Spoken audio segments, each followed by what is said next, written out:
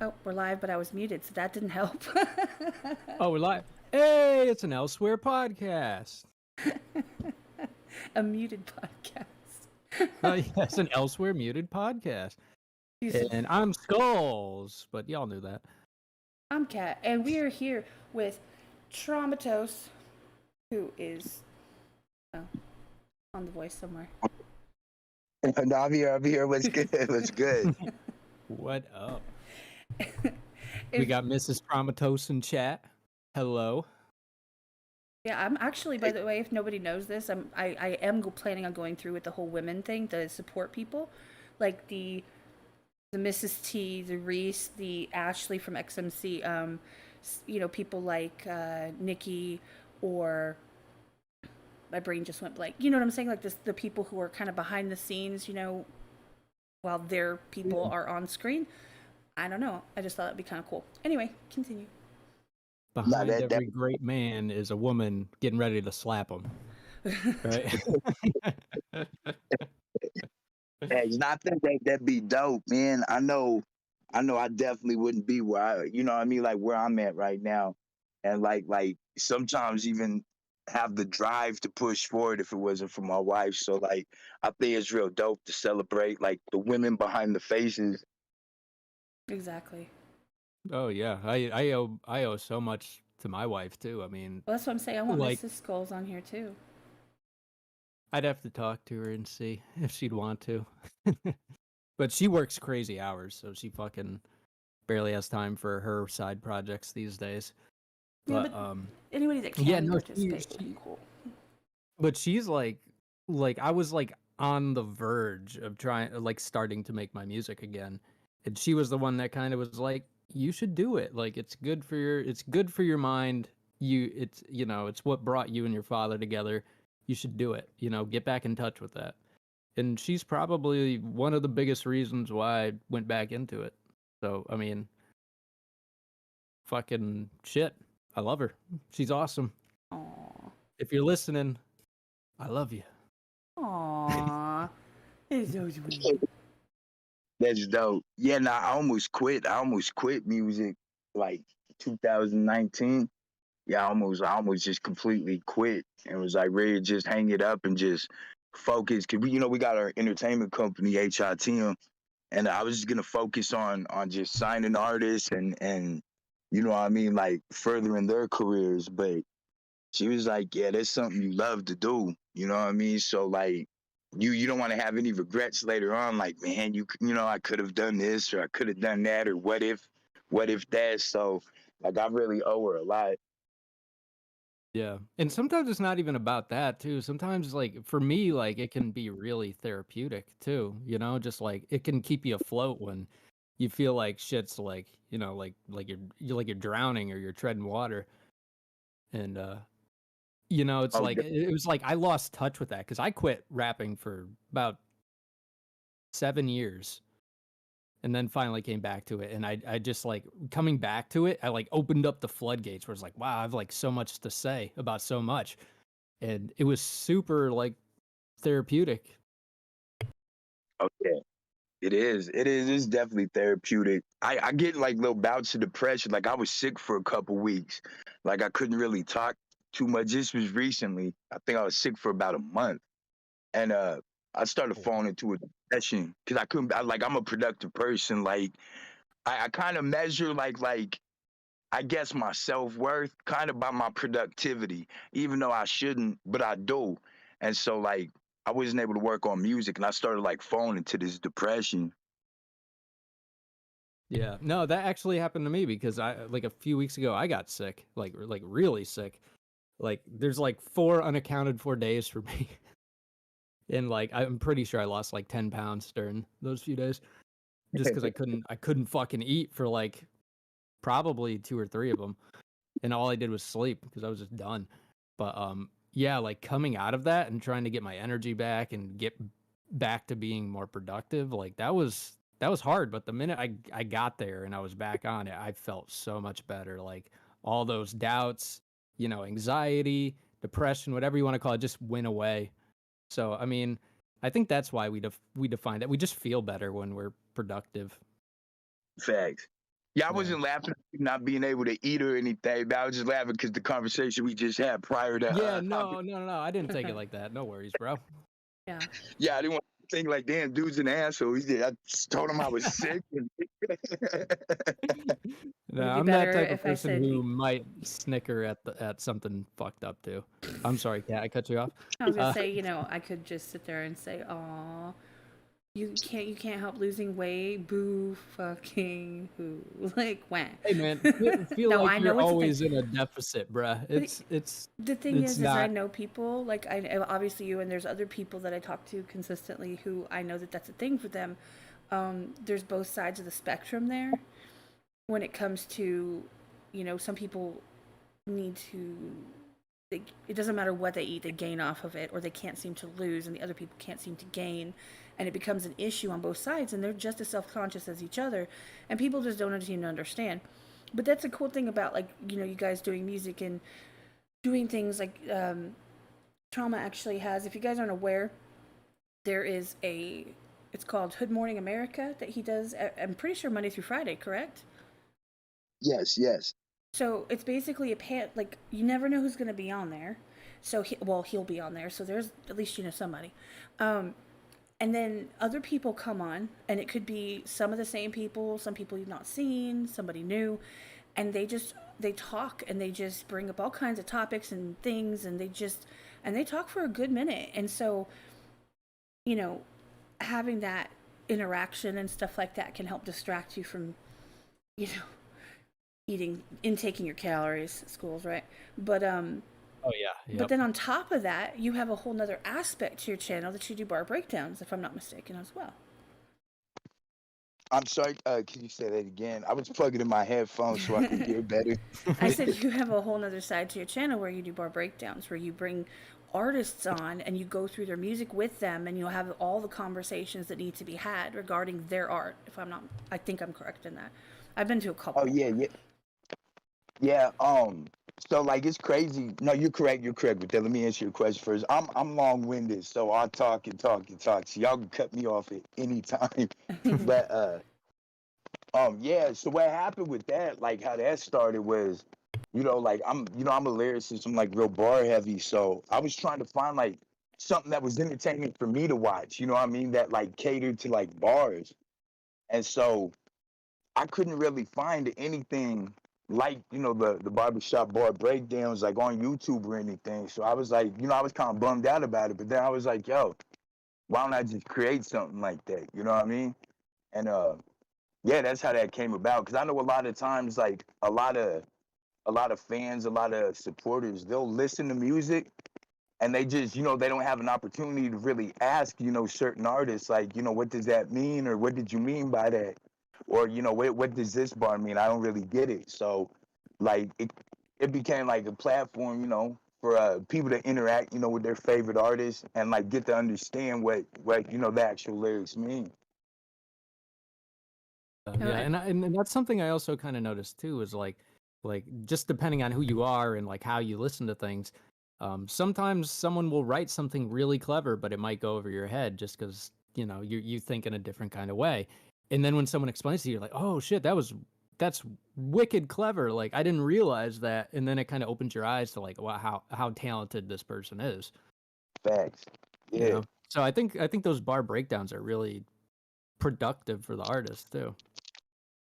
Yeah, I appreciate it. Well, I mean, from a listener's perspective, you guys are both artists. From a listener's perspective, there are nuances that I might be aware of on, let's say, across the board. I can catch certain stuff, right? But there's other stuff or technicalities that I might not catch. Like I might not, catch the intricacy or how this correlates with that. I usually am not bad at it, but having the opportunity to be able to get that information is great. If you're really interested in the music. Definitely. Yep. I agree. But hey, I Desiree. second that. What's been your post, Desiree? I posted your pictures. Finally.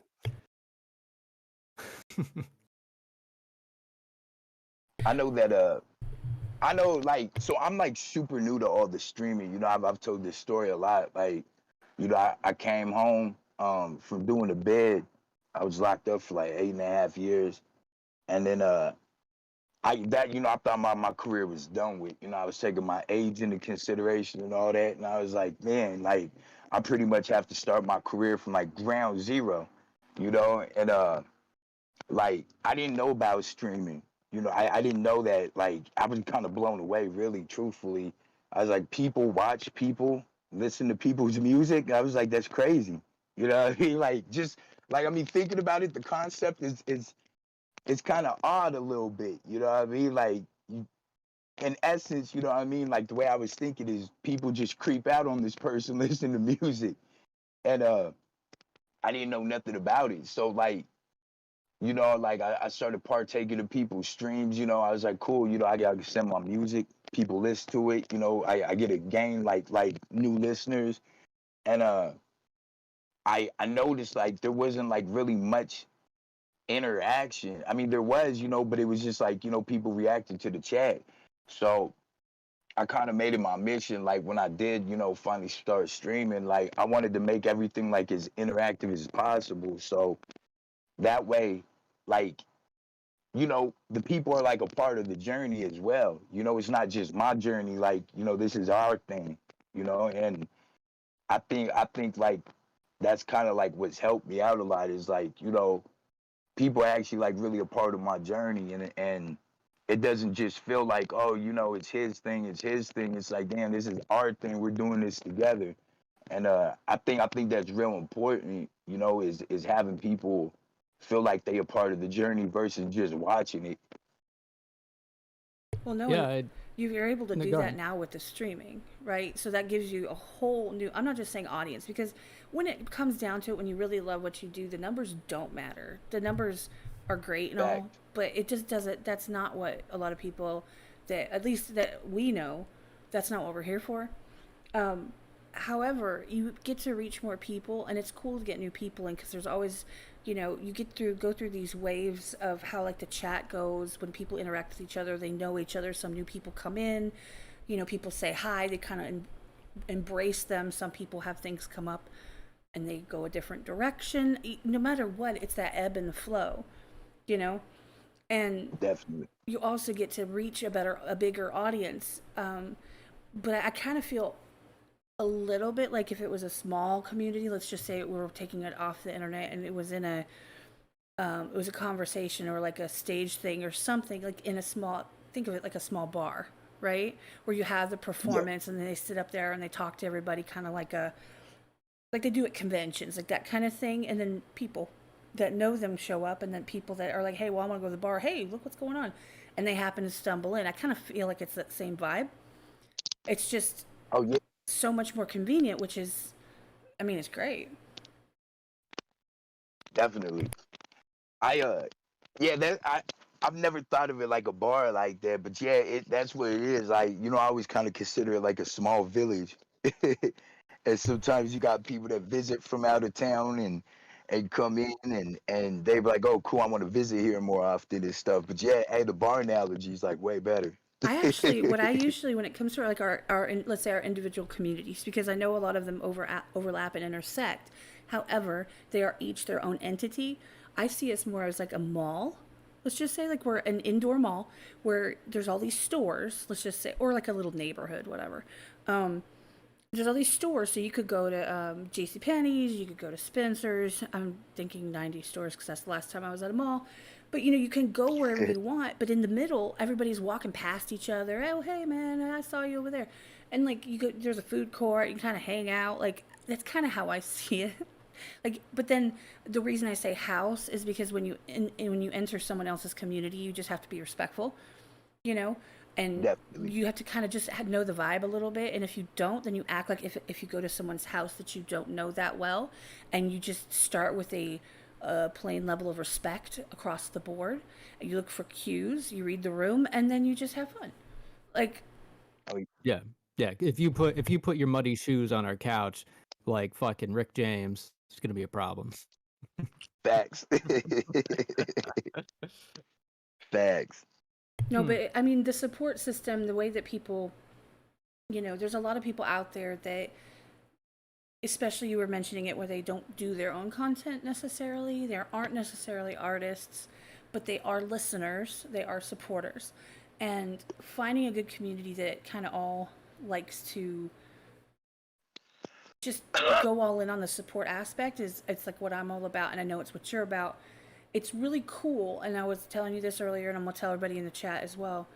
I'm super stoked to have you on here because as someone else who runs their channel in a way that is lifting up and supporting artists and their music and the community and the conversations, it's not often that you get to kind of step away from that and jump on and be the subject versus the host, right? And to really show people there are other communities that are doing this for whatever, if they're doing it over pottery, if they're doing it with, I don't know, international curling, I don't know. The support is what matters, and just showing up for each other. And then the people that are really taking the time to put the show together, to, you know, spend hours trying to come up with, you know, good concepts and, you know, lead conversations and set up screens and all that tedious crap in the background deserve, honestly, a lot of recognition. Not the, oh, hey, this is your channel, but like the actual appreciation of how much goes into these two huge parts of your channel, which is the Hood Morning America and the Bar Breakdowns, because those are two beasts of themselves. Definitely, I appreciate it. Nah, it is like, it is a lot of work, and I treat it like, it's a paying job, even though, what I mean, it's not. It's just because like um like you and Skullz were talking about earlier, like, what I mean, having like a love for it. It's not really about the numbers, because like honestly, I've been rapping like 29 years. You know what I mean, and it definitely isn't about money. Because you know what I No, mean, like exactly.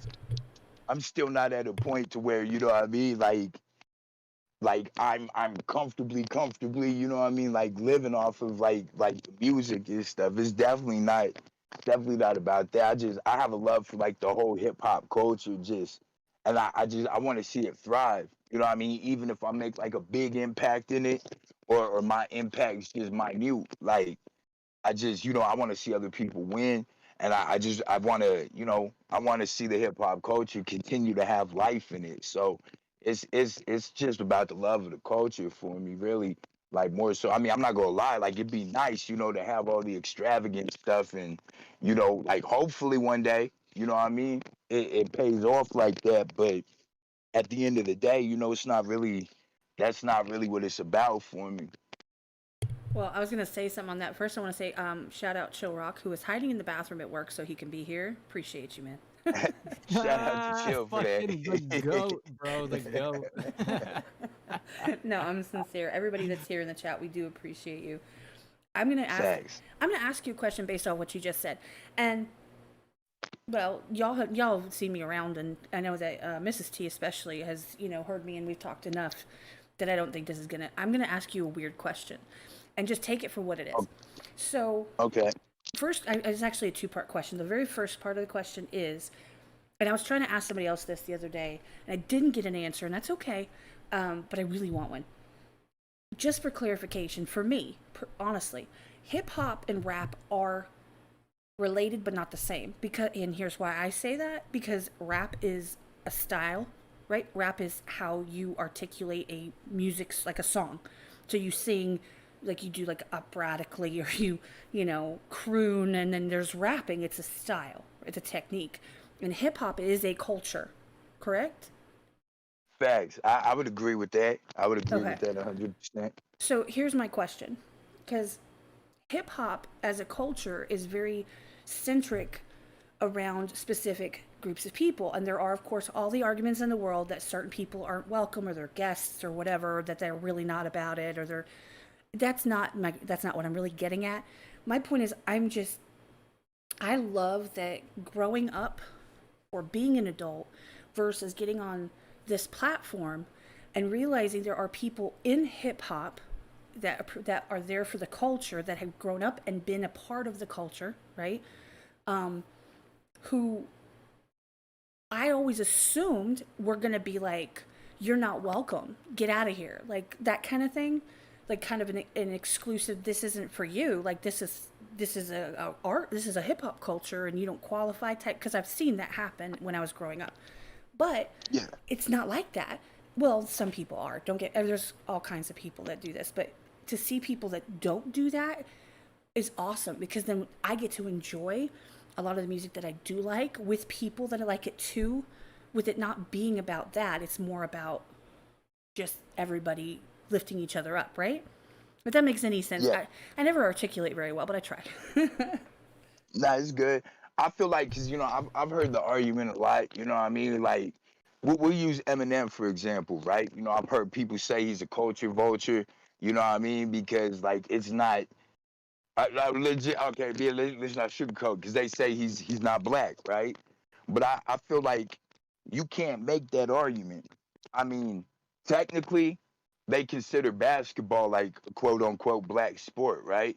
That means you gotta, for you to discredit anybody outside, you know what I mean, the African American or the Moorish, however you wanna have you, I don't really like using African American, but like the Moorish heritage, if you wanna say that, then you would have to discount Larry Bird. You would have to, discredit like numerous people and other things. And I feel like what happens is, like, as a culture in hip hop, I feel like people kind of pick and choose which elements they feel is okay for certain people to use, and I think that's wrong. 'Cause, like, music don't have no race. You know what I Right. mean? Like it doesn't have a race. It's not like that. You know what I mean? Like, music doesn't have a race. Though hip hop may have been, started by a certain ethnical group, you know what I mean, in the Bronx, like like it's music at the end of the day, you know what I mean? It's a language slash form of magic. And like you can't say this person can't do that and do that and then be like, well, it's okay for you to take this element of it and use that. I mean, it's first of all, like I said, you know what I mean, there's no like racial barriers, with music, but you can't be okay with some things and then not be okay with other things. Like that's kind of hypocritical. And like Right. I embrace anybody, that partakes in it. And you know what I mean? Like it's like anything though. You know what I mean? You could take somebody of Moorish heritage that just abuses the use of hip hop, right? And like it seems like they'd be more accepted than the kid from the burbs, you know what I mean, that just starts rapping and people And will be kills like, it "Oh and does man." amazing. Well, see, here's Exactly. the thing I was Oh, gonna go ahead. the thing I was gonna say is like, as somebody who didn't grow up. Okay, so here's a great example, and I had this conversation with Truth, like yesterday, I believe, and Yeah. we were talking about him and me and Keto, and we were just talking, and he's like, you didn't. Basically, he was saying, "Girl, you white." I was like, "Okay, cool, I know." We didn't. He's like, "We didn't grow up the same," and I get that, because I didn't grow up like down. I grew up in the suburbs mostly, like just outside of major cities. So like Kansas City, right outside Kansas City, Houston, right outside Houston, Columbus, right outside Columbus, like everywhere right outside, right? So I Okay. didn't grow up in the same aspect, in the same culture, in the same, experiences in my life. However, I still want to know. Obviously, I run a podcast. I'm curious. I want to know stuff. And if I don't know, I'm totally cool saying, look, I don't understand it, but I want to be able to ask. And that's my hardest thing, is I hate asking sometimes, because I feel like, well, of course you don't know, because, how would you know? You're just like that white girl. Well, I'm not. Yeah, but you know what? I'm older. I want to learn new things. I don't care how old I get. I'm going to still want to ask questions. I just, I would love to be able to get to talk to people. And Truth explained a lot of things before. We had really crazy conversations about situations that came up, like in his chat or whatever, that were racially motivated. However, it had to do more with the cultural thing, and that he could explain, because I wasn't afraid to ask him about it, right?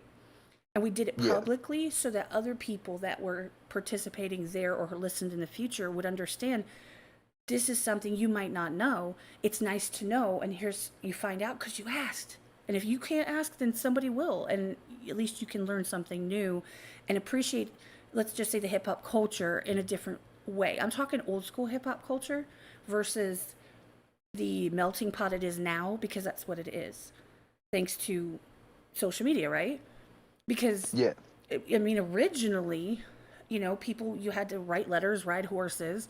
I'm not saying in the 80s, I'm saying way back. And then, we evolve, and then there's cars, and then we evolve, and there's this, then there's cassettes, and there's always been radio, CD players, streaming.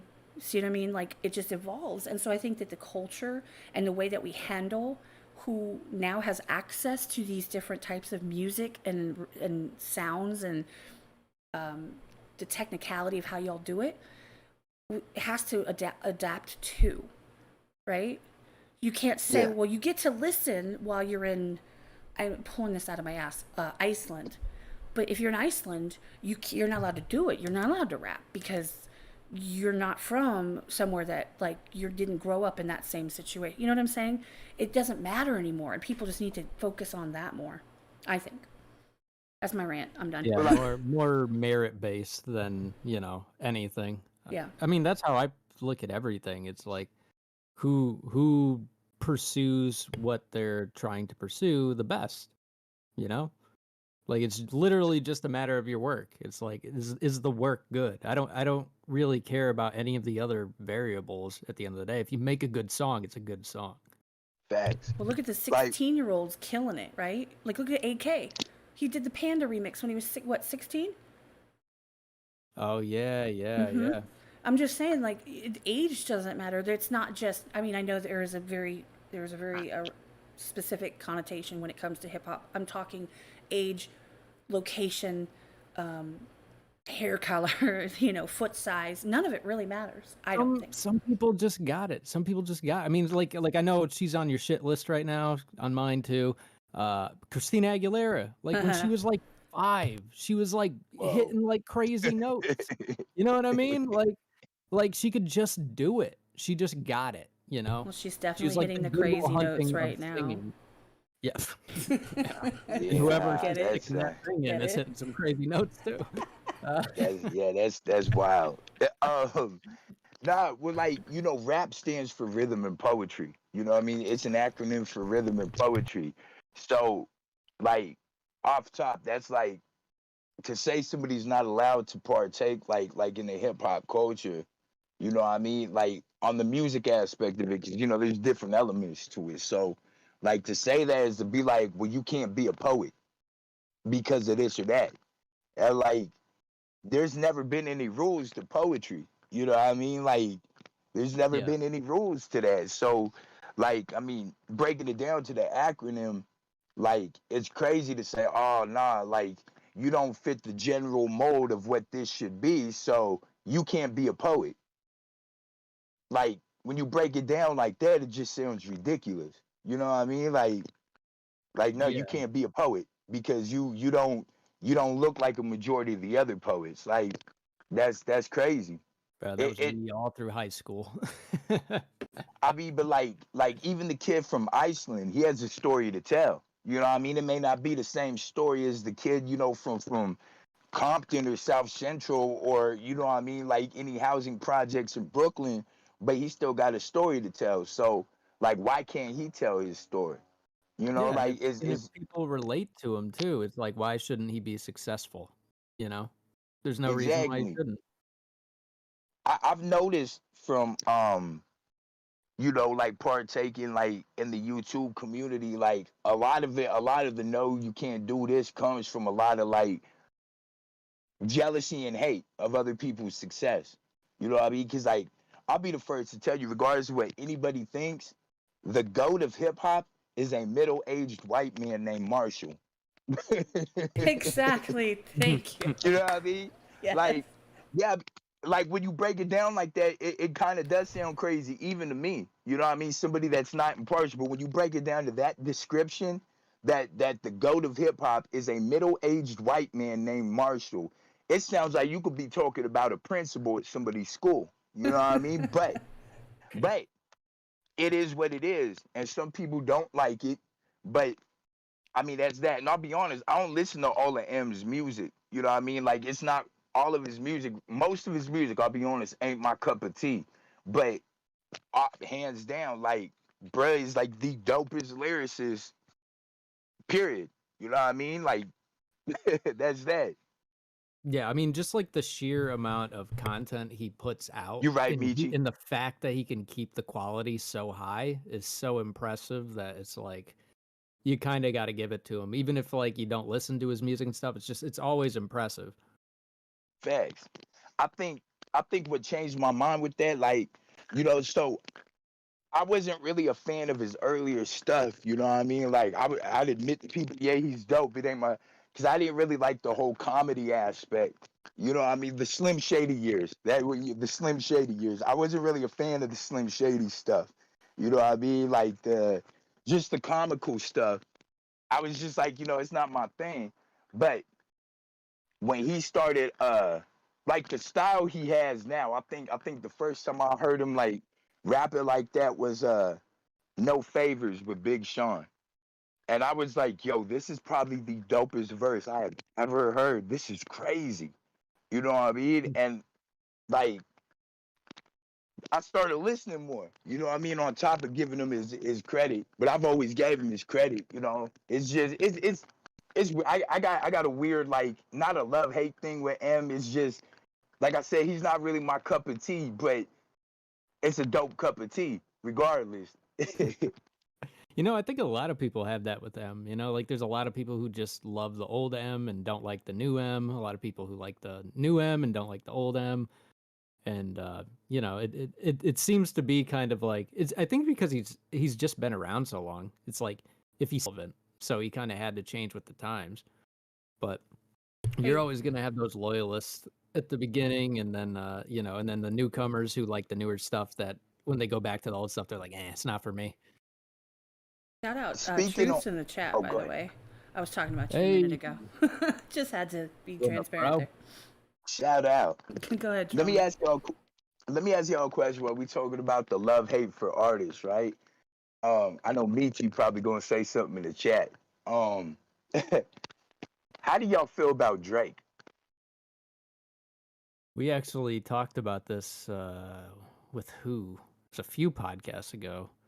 I Something. used to like Drake a lot. I liked his album Take Care a lot. Was it artist? Yeah. The guy from what's the show? What's that show? I forget. He was in a wheelchair though. Degrassi? Degrassi, there we go. Yep. He was in Degrassi, and he has like a million singles and shit. He's huge. He's one of the biggest rappers out. A lot of people call him the GOAT. I wouldn't agree with that. I think he's good. I think he's talented. There's a lot of songs that I like from him, but like he hasn't evolved. I think that's my problem. Hasn't evolved for me. I feel like he's de-evolving. I know he. Oh, go ahead, Skullz. My bad. No, you're good. I just feel like from what I heard of Certified Lover Boy, not for me. It was not for me. The opening track was really good, but I think I got like 4 songs into it, and I was just like, yeah, I don't think this is for me. I know he just dropped a surprise album like 2 days ago, right? And Drake's in my top 5. Like, a lot of people like trip out about that. Like, my top 5 is kind of like that. I won't say my top 5 all the time, but my top 5 of like usual listening kind of trips people out because they're like, man, that's crazy that you listen to that stuff, like, and you rap at the caliber you do. Like, so like Future and Drake are like in my top 5 of like normal casual listening, and like it really blows people's minds because they're like, that's so weird, bro. Like the way you rap, like I would never assume that you listen. You know what I mean? Like to artists like that, that's crazy. Yeah, But because like from what I've heard from your music, you got like kind of like a more old school vibe, you know? yeah, like You a know? golden era, like the '90s, like Yeah, hip hop. exactly. Yep, RIP the 90s. exactly. I miss them so much. 90s hip hop was Facts. the shit. Yeah. Fucking Nas, Facts. Tupac, Biggie. Yes. Man, those were the So days. Drake dropped his new album like 2 days ago, and I went into it with different expectations, and like I was like, damn, this is garbage. This is super garbage. And I've never said that about a Drake album. And you know what I Hmm. mean? Like I went back because it's like techno pop, the whole album. There's one rap song and it's the very last song. The rest of it's techno pop. So was he And like so singing most of it, or? the whole album, the whole album is a techno pop like singing album. And like Oh, well, it threw me off, like because I was expecting something different.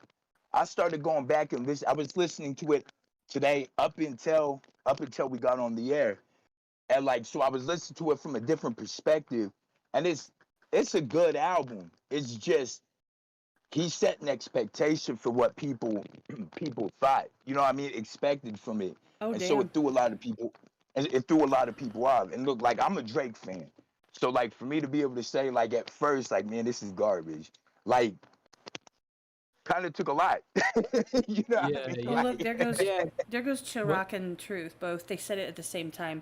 Chill Rock says it's a trend on TikTok dance album, and Truth says it's a dance hall album. it's Yeah, it's actually I listen, like I said, I listened to it again today, like the whole album, like through a different mindset.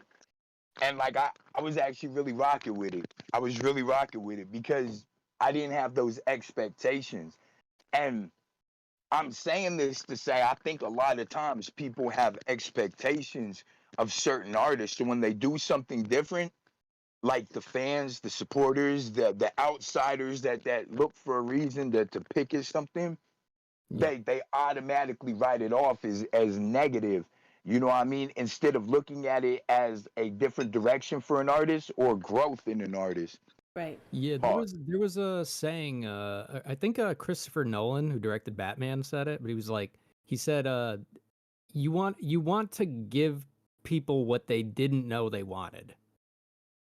And I think that's true. Facts. And that's why I respect any artist who tries anything out of their comfort zone, because that's like those risks are what make and what lead to great art. So like even if an artist tries something new and I don't like it, I still have a ton of respect for them because I'm like good man, you're pushing your boundaries, you're pushing through it, you're trying to find a new pocket for yourself. Like keep doing that because you're gonna find something and you're gonna stumble across something and people are gonna recognize that shit.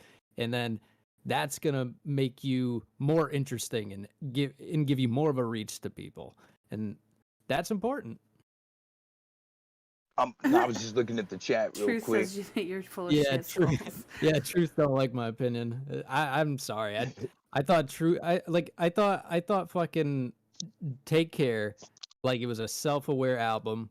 Like he seemed like he was kind of spiraling out of control. And then like in the next album that I listened to, I was like, it doesn't seem like he learned anything from what he was talking about in the last album. And that's where it kind of lost me. But hey man, to each their own. I don't hate anybody for liking his music. What I think though is that fear is I was seeing what Michi said. Look, Michi knows I be on the Drake bandwagon. It's so tough, but I'm honest though. You know what I mean? Like I didn't agree when Quentin Miller wrote those songs for him. It didn't affect my views on him. I just that's not something that I would do ever as an artist. You know what I mean? Is Yeah. like use 6 songs that somebody wrote and put them on my album. Like, and I understand it's different in the industry. You know what I mean? Like in the industry, it's kind of a lot of, especially with R&B singers. Most R&B singers write or record songs that other people write. You know what I mean? But I'm an honest person. You know what I mean? Like just because I'm a fan of somebody, I'm not just gonna all the time be like, oh, this is dope. This is dope. This is. I'll be like, I don't like this. You know what I mean? Yeah, But no, you're entitled to that opinion, you know? Like it's an opinion. Like that's why I don't get like why like people get so tribal over certain like rapper. I mean like I'm the type of person where it's like so if I'm listening to an album, like for instance, I think a really good example is the band Muse. I really like them. There's a song called or an album called Absolution, and I was listening to it for the first time. I was like, I love every single track. And then I got to a song called Small Print, I think it was called, and I was like, bro, this is so noticeably a dip in quality. Like this is wild. Like I was listening to like songs that were a 10, and now I'm listening to a song that's like a 5 or a 6, you know? It's like for me, Yeah. I'm not like someone who's just like blindly loyal to someone. And that goes for the other way too. Like if I just don't like an artist, there's songs I'm sure that I like. Like even some of Drake's later albums, there's songs I like in his later stuff. But it's like I don't know. I'm just not like someone like I think Kat, you were saying it was like you're kind of a song person Yes. unless an album is like a concept album, because Well, then you kind of have to take the whole album into, at least for me, then you got to take the whole album into account. let me But when clarify it comes that to like because rap shit, I'm definitely a song person, but there are specific albums in my life, right, throughout, especially like my 90s, early 2000s and stuff that I would listen to start to finish. Um, and yes, a lot of the songs would go. By the way, just shout out to Leslie Gore. I don't know if you know her. It's my party and I'll cry if I want to. That chick. Her songs all like tied into each other because then it was Judy's turn to cry, and then you know you don't own me because then he got possessive. Like it's all cohesive. So shout out as the first one when I was like 8. However, something like listening to Linkin Park, um, Green Day, because that's what I was listening to. Not all, but that's the albums I had like at that time. Green That I Day's dope. like. Like you could listen to every single song, and you liked most of them. Rammstein's Mutter album. Even though I didn't understand what they were saying, it didn't matter. It was just the feeling. You just pulled you in. There's different albums that I like as a whole, their body of work. However, I'm absolutely a song person, which is why I'm not pitching in too much on this whole conversation because somebody said something about Two Phones. Is he the dude that did the Two Phones song? I don't listen to mainstream. I haven't in a very long time unless I accidentally hear it when my kids are watching YouTube or something. So, and I haven't for quite a long time. Oh, of course. Yeah, drive by right now. Thanks. Appreciate that. Good content. Um, but I don't listen to his music. I actually, if that's a song that he did, I thought that was more of like I don't know, I consider it like mainstream, I guess you'd call it rap. Like, it just has something that's going to catch everybody's ear and everybody's like, yeah, yeah, yeah. And you play it in the club and then you move on. So I don't have any real opinion about him as an artist. So I'm just going to say that. I know. Truth, you want to? You have to ask Trauma, man. Because I think you two need to talk. I do. And I was going to say that later. I just hadn't said it yet. but yeah, no, I've seen Drake openly say that like that he's worked with people behind the scenes and like he's gotten some ideas from them and stuff to work on stuff. And like I was saying in the chat, it's like I don't see any problem with that, like.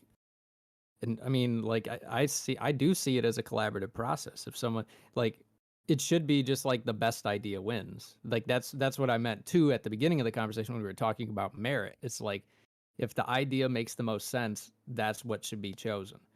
And if we're working on a song together or something, and someone comes up with a better idea than me, it's like you gotta be like, well, that's the best idea. Let's roll with that. It's all about the song at the end of the day. Hey, Trauma. Facts. Yes. You know what Truth? Do you know what Truth's talking about in the chat? I don't. I'm not. I'm not. Oh, QM, Quentin Miller. Yeah, Quentin Miller. So on if you're reading this, it's too late. It's one of Drake's albums. Like Quentin Miller wrote 6 songs. He wrote 6 songs that Drake ended up using for his album. You know what I mean? Drake ended up using like the songs like as is, and you know what I mean? Like I said, I'm the type of person where like I'm cool with input and whatnot. You know what I mean? Like if somebody's like, oh bro, maybe you should say this instead. Like it's cool, but I agree with Skullz too. Like, you know what I mean? If that works, if you know this dude writes it, like I would personally never do it, but I can see it that way too. You know what I mean? Like if this dude wrote a song and it fits the format for what this artist is working on, and they feel like you know what I mean, they can do it better.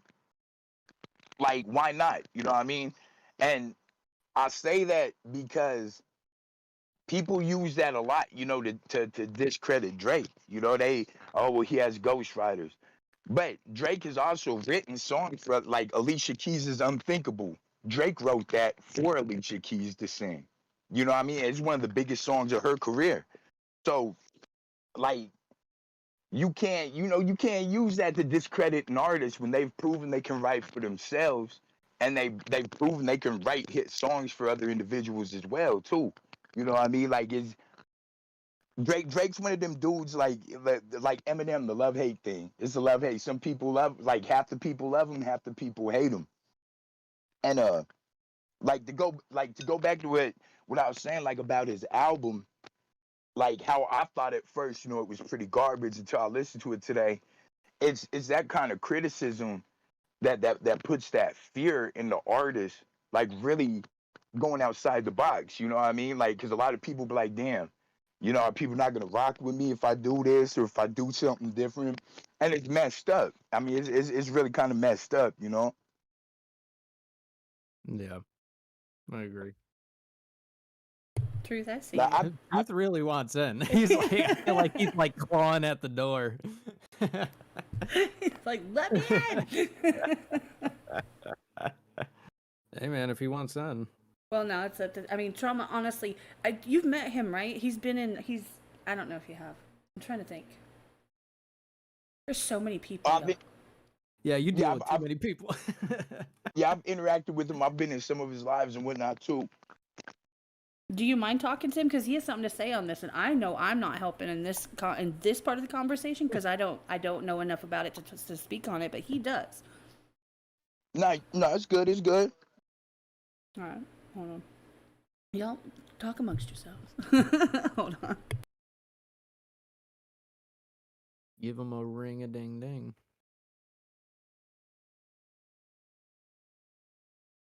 You just can't be quiet the whole time. Nah, you're good. Cass says she feel like a guest on her show. Yeah, for some reason my brain like thought we went to intermission. I like kind of forgot we were live. That's how you know you having a good podcast though. Yeah. When you forget you even on the air and you feel like you just truth talking and there's the truth. Yes, sir. What up? What's going on? What up, man? Chilling, man. How you doing, brother? Man, you already know, man. I'm just over here Rick Rossing it, not loving these hoes. What up with you? Chilling. Hey, I just want to tell you, I keep muting it because I'm eating also, so I don't want to be chewing in y'all's ear. That's why I keep muting my mic.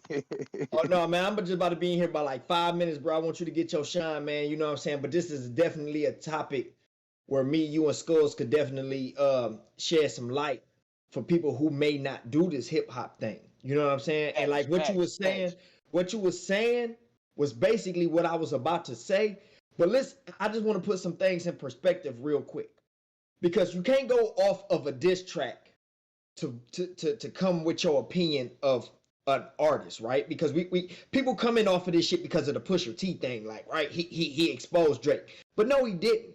Because music, so like this, y'all. I just want y'all to understand how this shit works. So let's just say somebody like Pharrell, right? Pharrell creates these beats. When he creates the beat, he usually comes up with a melody and a song for the beat already. So when he presents it to the artist, it's all, listen, this is what I got.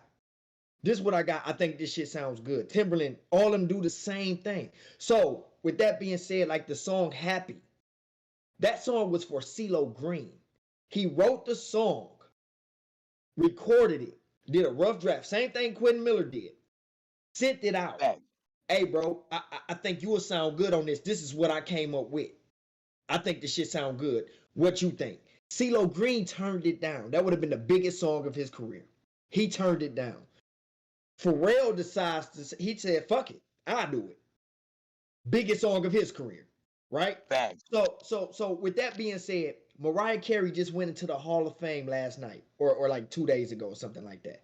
Mariah Carey was always knocked because they were saying like other people wrote her songs and shit.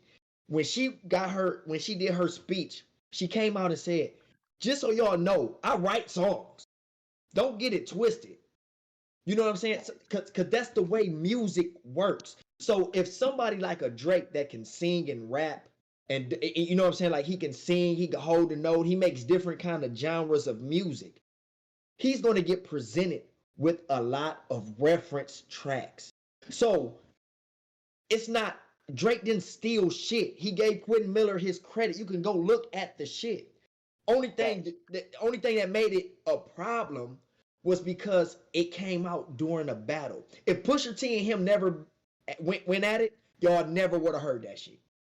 Facts. Never would have heard it. So, and it's a reason why Quentin Miller not where Drake is at, because he don't have it. He don't have what Drake have.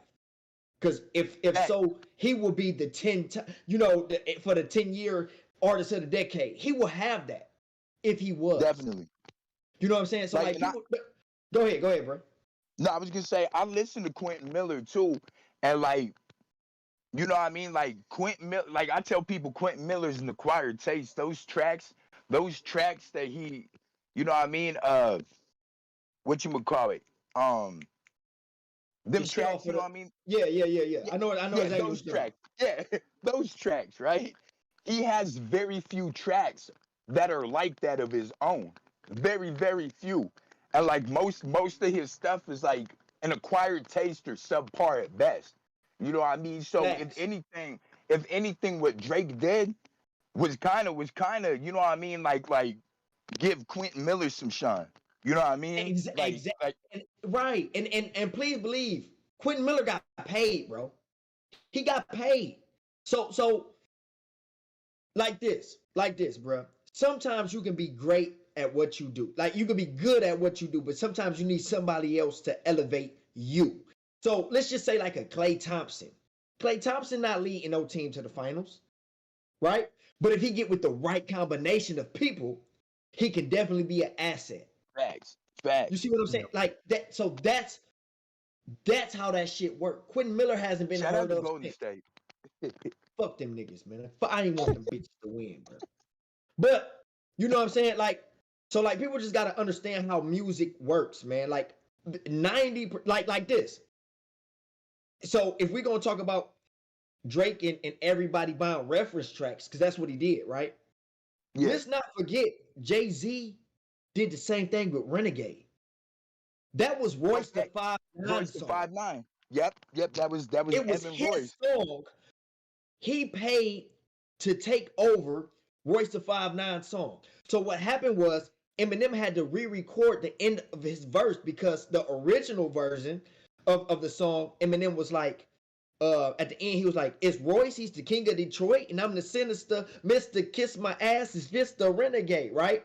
But then on Jay-Z's version, he was like, he's Jigga, and I'm the sinister. See what I'm saying? Like, he paid for that. He didn't do nothing. The hook was the same. Everything was exactly the same. Only thing Jay-Z did was rap a verse. Everything was exactly the same. Eminem made the beat, by the way. So the song was already made. Yeah, Eminem made that beat. So the song was already made. See, like, so people got to stop with the whole reaching for like, man, that's what happens for R&B artists. Babyface wrote so many hits for people that y'all do not know that he wrote them. You know what I'm saying? I actually knew that one. I knew that. By the way, I am so proud of myself. I actually knew that. Bro, you know "Party in the USA" by Miley Cyrus? Yeah. Jessie J wrote that. The girl does want to make the world. Exactly. You just don't know. You just really, like, if y'all really read the credits to these songs, bro. And what I was trying to say in the chat, Traumatose, you may or may not know this. Skullz saying for you. Y'all artists, y'all may, you know what I'm saying? Y'all may or may not know. But so like writing credits don't mean you wrote a fucking thing. So let's just say if we in the studio, right? If me and Skullz in the studio and Skullz tell me his verse, So let's just say Traumatose made the beat, right? Skullz write his verse, I write my verse. We in the studio, we about to lay it down. Skullz rap his verse. And I'd be like, hey, bro, where you said, and here we go, you should probably just take out the and say, here we go. And if he does that, I got writing credits. Yep. Facts. Yep, because you revived. I be telling people all the time, like, my wife should have numerous writing credits. You know what I mean? Because she be like, instead of saying it like that, you should say it like this. Yeah, that's like, writing credits. That's writing credits. And I be like, exactly. And like, most people don't realize, and I'm throwing a number out there. I think the number might actually be lower than what it is, but I can't remember off top. But about 75% of the music industry actually has somebody else writing shit for them. All the time. And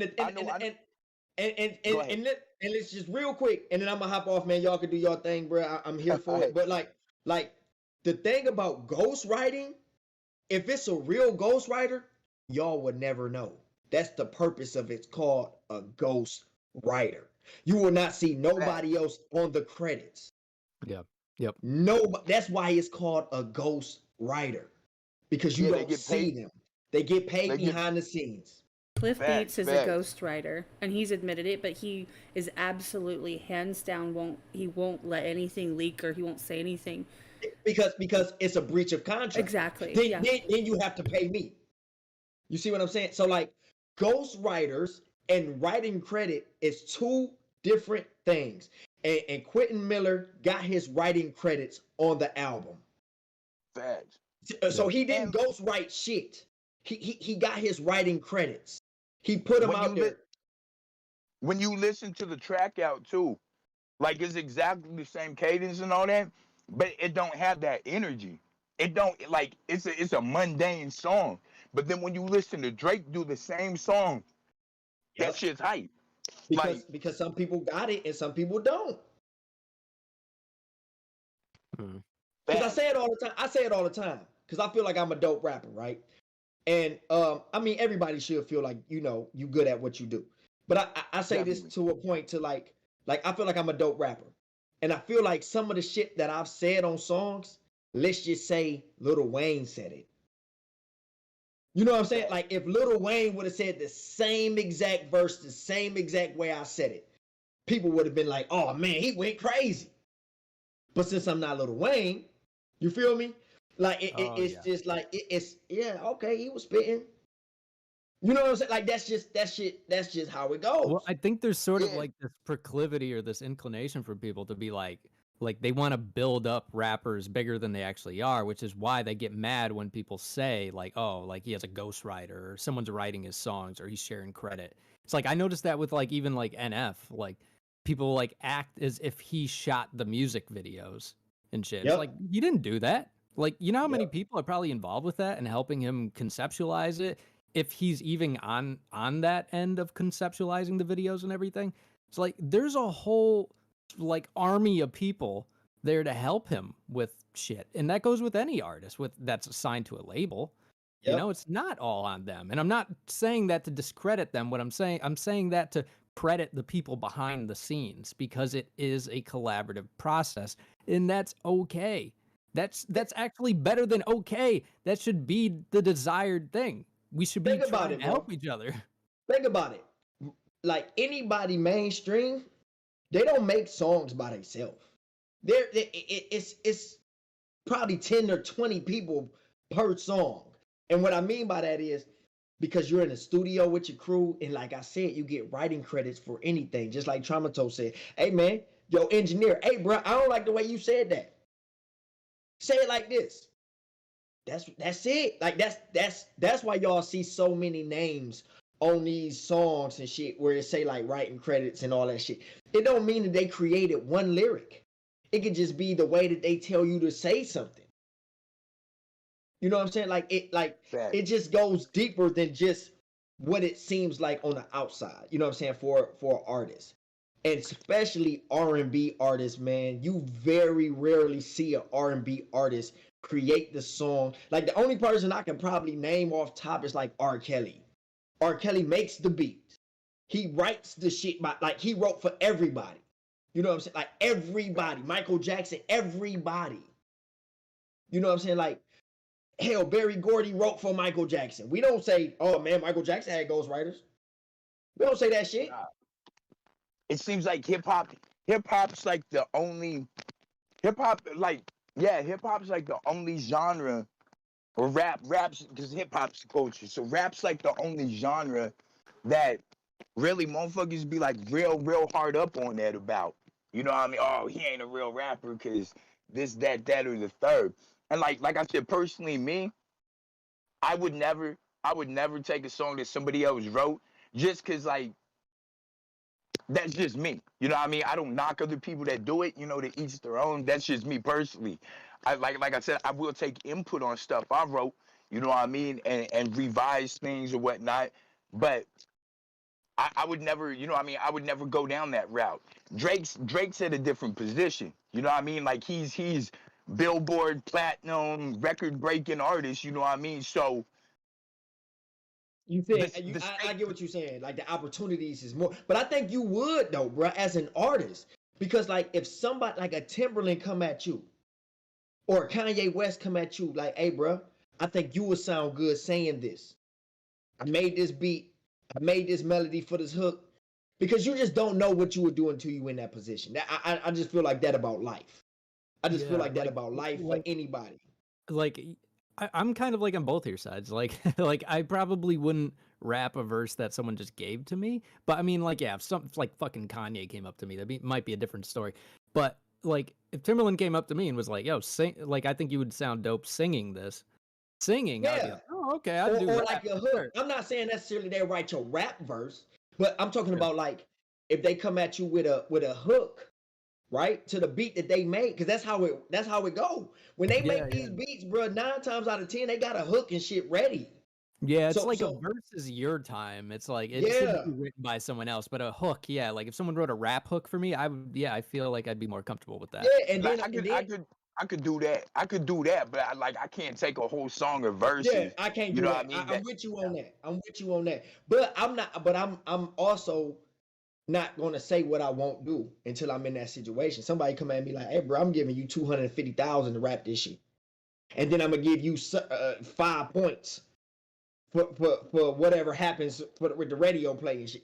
Like you gonna be like, "Hey, bro, fuck that." When have I ever made a $250,000 off music before? So anybody that says that they're not gonna do it, I'll do it. Yeah, this ain't a time for integrity. Just saying. Yeah, like come on, like let's just be real. Like, you know what I'm saying? Like that's how it works. You know what I'm saying? So, you know, I just think that people need a little bit more detail on how ghostwriting and reference tracks, because it's a difference from ghostwriting and reference tracks. You know what I'm saying? Yes. And people got to understand the difference. And that's what I wanted to hop in here. But like I said, Traumatose, you was definitely pretty much saying what I wanted to say. I just wanted to give a little bit more examples. You know what I'm saying? And name some names that people probably was like, damn, I ain't even think about it like that. You know what I'm saying? Like, damn, I ain't think like Pharrell wrote Happy for CeeLo Green, and CeeLo Green turned it down because he said that he was too hood for that. I knew that too, by the way. Just saying. Yeah, like he said he was too hood for that. Bro, you fucked up. Not saying, well, I ain't even gonna say you fucked up because you straight, but you would have been straighter. Goddamn, you would have been straighter. You know what I'm saying? You know what I'm saying? Like that's why I wanted to bring up Renegade with Jay-Z and shit like that. Like, you know what I'm saying? Because a lot of people didn't know that. You know what I'm saying? A lot of people didn't know Eminem made that beat. A lot of people didn't know that was Royce the 5'9" song. You know what I'm saying? So like that, like it don't always, that don't mean just because you have a reference track that you have a ghostwriter. You know what I'm saying? It's different, bro. Puff Daddy has ghostwriters. You know what I'm saying? Like it's a difference, bro. It's a difference. You know what I'm saying? So I just wanted to say that, man. I'm a hop out, man, so y'all can finish y'all convo, man. I'm tuned in and shit. You know what I'm saying? But I appreciate you for allowing me to get on here with you, bro. You know what I'm saying? Oh, no problem. Appreciate it, man. You definitely gonna have to jump into live again, man. You know what I'm saying? Chop it up with your boy when we go live again, bro. Facts. Yeah, we could do that. Hell yeah. And just in case, man, I don't know, happy Father's Day to all the fathers out there, man. Anybody watching this shit, man, y'all a father. I know a lot of fathers, like, we always the ones to blame, and we get overlooked in the importance of raising a kid and holding down a family, man. But y'all will not get overlooked with me because I understand what it takes. So happy Father's Day to everybody out there and all the fathers that birthed a seed out here, and y'all not doing what y'all supposed to do. Fuck y'all. And I'm out. Mic drop. Appreciate Now, see, that is an entire. What I got from a lot of that, which honestly, I absolutely loved all of the information. I told you, I'm like a sponge. I want to know everything, and there's stuff that I didn't even know to ask. However, I'm summing it up to say, don't judge someone based on something you don't know anything about.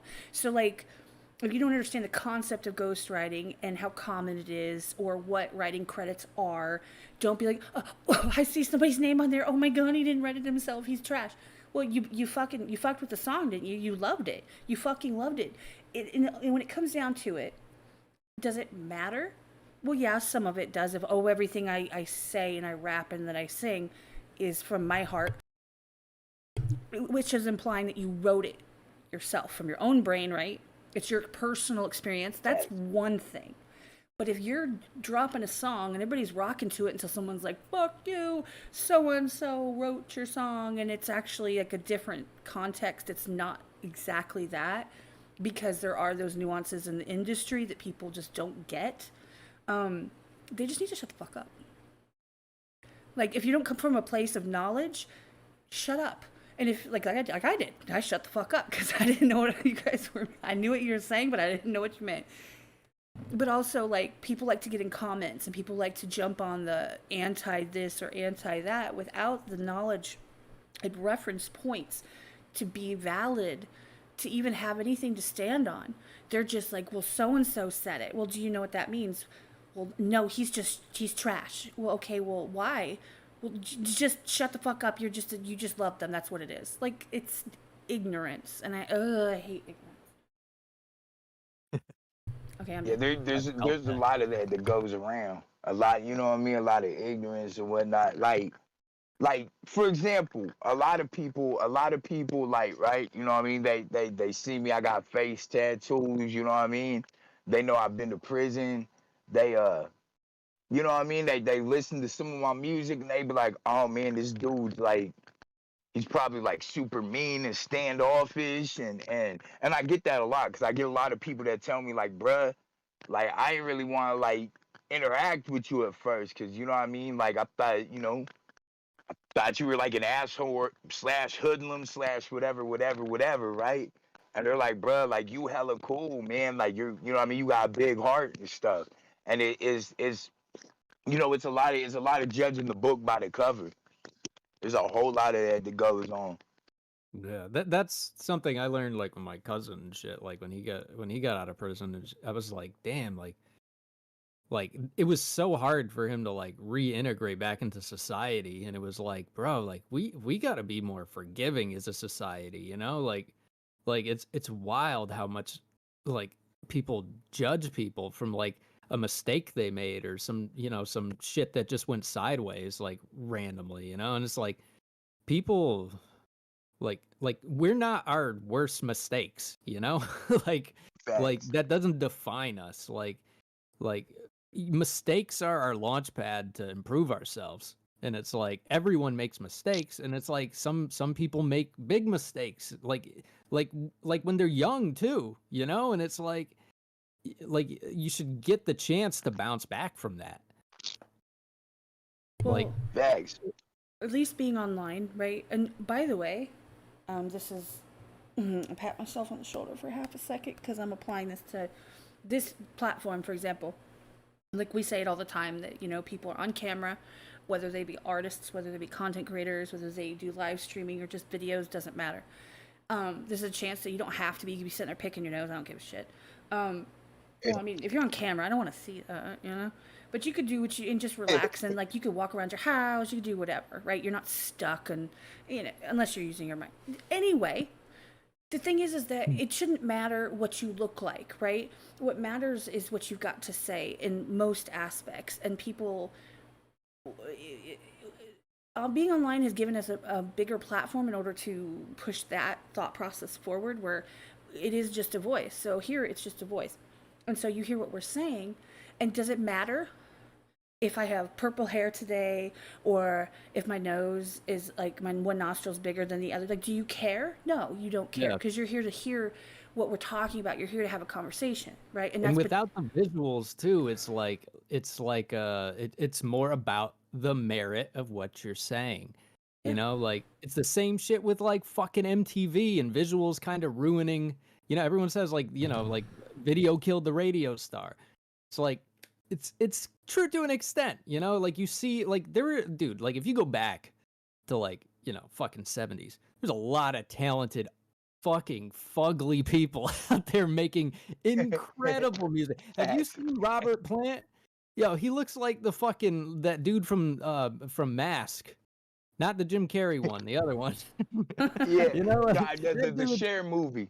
Yeah, that dude is a fucking dumpster fire, and he makes incredible fucking music. You know what I mean? Man, Like, hey, if there's anyone related or knows Robert Plant, man, no disrespect, man. Shout out to Robert Plant, but it is what it is. hey man, you make great music, but you ugly as fucking sin, bro. I don't think in any way, shape, or form that he wasn't aware, because if you're not, like, you don't fit the check boxes of what people have expectations. It's funny because now everybody has this expectation that they listen better if you look better. Isn't that interesting? You have to look better in order for people to hear you well. And I mean, you can like, I'm sorry, I keep cutting you off. Go ahead. No, I'm saying, like, for example, you can hear what I'm saying and you don't have to be like, oh God, on the camera and like look away, like, oh, look away. Like, you could do that anyway and just listen, but people are really superficial in that respect, because now we have all these ways to make ourselves look superficially amazing, and people forget that, over the course of everything, they didn't have all this technology where you could do all of that. People just were who they were, and and that's the thing, is those talent scouts in 30s, 40s, 50s, 60s, 70s, 80s, like, they didn't go like, yeah, there were some, they're like, oh, well, they are going to like make the girls' hearts go pitter patter, or they're going to make, the guys go dong, dong, dong. That's not what, that's part of it. But they would be like, oh my God, did you hear that? Who is that? I want to know who they are, right? It was about the sound, it was about the content and the quality, and then they would, go from there. And if some people didn't look great, I mean, no offense, I mean, I like some of Janis Joplin's music, and R.I.P. Janis Joplin, but honestly, she wasn't like a supermodel. She was rough. She looked rough. She sang rough, and it was fire. That's okay, man. It was that's fire. Fucking okay. But that's the thing, is anyone that judges you, for example, Trauma. And by the way, shout out Truth. He tipped $10. Love y'all. This is one of the better podcasts I've seen with that real, recognized real Traumatose, legit. Hey, we appreciate it, bro. Thank you. There you go. That's the thing, is it's like your past, like, Trauma. I'm not the person, like, I'm the person who doesn't scroll on any like, I don't scroll. So I don't scroll through Facebook, I don't scroll through Instagram. I don't go back and check all your pictures and see what you've been up to and what you did 6 years ago before I even knew who you were. Like, we'd not met, right? Yeah. So I don't do that for my friends. So, like, why would I do that for anyone? I just don't. Your past doesn't matter, because everything about whatever you have been through, for good, bad, or indifferent, has brought you to where you are now. And all I can see is a supportive, articulate, passionate, person who really wants to bring together. You have the community, and I want you in a minute. I would love for you to explain you guys' hashtags. I really want to see those. Because I've been dying to get somebody on here to, like, explain those to people as a whole. I see your question, Larry. I didn't mean to cut you off. I see your question, Larry. I'll answer it in a minute. But in all honesty, like, none of that matters, because at some point you're allowed, and see, the problem with online is you're not allowed to anymore, because you can search up everything. But you're allowed to reinvent yourself or to make a new start or to apply all of the things you've learned and decide that you're going to do things different or somehow, get over the bad choices or whatever and move on. And people that I don't like, I'm not saying the tattoos are a bad choice. I actually think I have tattoos. Like, it's badass. I don't care. But I don't care what people look like. I just care what you're here for, what your thoughts are, what you're supporting, trying to help other people. Like, to me, that's what makes a person a great person. None of the other shit matters. And when it comes down to it, none of it matters. We're all going to be old and wrinkly and gross and smell funny and be in the nursing home getting crabs from our fellow nursing home patients. Okay, so, like, don't even try. Facts. What did Larry ask? Larry asked, he said, question for trauma, what state of mind gets you in that bar mode? Do you have moves that create verses you just create off the top? It's a little bit of both. I know, so Larry, man, shout out to Larry too, man. It's my brother right there, man. So I know recently, Larry dropped he dropped a project that really kind of like, that it inspired the hell out of me to kind of like get in my like bar bag like super duper heavy. I know like all the music that recently I've been making, you know what I mean? That was inspired from Larry. You know what I mean? Jumping on like the boom bap beats. And like that really like inspired me a lot to really get in my bag and like really like drop stuff like that like recently. It's a combination of like inspiration and then like moods. You know what I mean? So like I know sometimes like I just feel like writing nothing really in particular, and the thing I tell people a lot is that I feel like I'm an interpreter. You know what I mean? Like for the beats. Like I don't know what I'm gonna write to. I don't know really what's gonna happen, and I'll just scroll through my beats, and then one will speak to me, and I feel like I'm just interpreting what it says through my experience to the listeners. If that makes sense. Yeah, dude, you know what? I think it kind of ties back into what you were saying with like not liking a song because you go in with expectations. I think it's similar with the creation process. Like Facts. if you don't have expectation, it just like comes out, you know? It just comes out naturally the way it's supposed to. So getting rid of for me, like getting rid of expectation, because there's times where I've sat in front of beats that I love and I like I feel it in me, but I'm like, I want to write a song about this on this beat. And it just won't come. Like it's it's just not what it's not what it's about for me. And because I came in with those expectations, it's like, okay, well that's what this beat is now. And I'm having trouble. I got to get over this hump. But yeah, I mean, like fucking whenever I clear my mind and just let it come, it just fucking comes out. Well, definitely. Oh, go ahead, Kat. I don't I don't write music that y'all have heard. No, I'm kidding. I don't write music.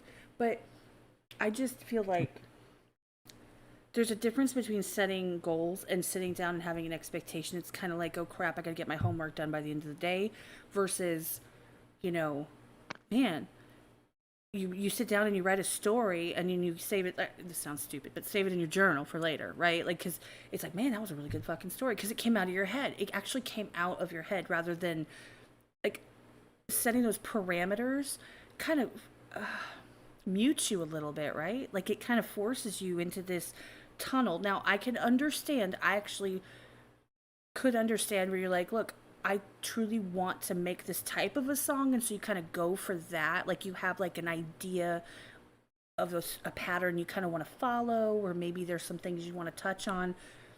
But to not stunt, what's the word? Like compress yourself into just one little lane, and then you feel constricted. And as creative people, which I am not, creative people can't be as constricted as that, right? You just need to be able to put what you want out there. It's about emotion. Yeah, I think if you oppress yourself, you're killing your creativity, and it's not, I mean, oppress sounds like, harsh when it's just like chain gang, like you're on the side of the road picking up trash. Like, yeah, come on. Like Nazi shit, but it's like, but it's still a means of confining, you know? And if you're confined to this, it's like that you can't move outside these walls. And it's like I just feel like for me personally, there's not a lot of creativity in that. It's like you don't want that sense of being confined when you're approaching a song. You want to feel like you could go anywhere, you know? Otherwise, I don't know. I don't know. I just feel like it kills the creative spirit.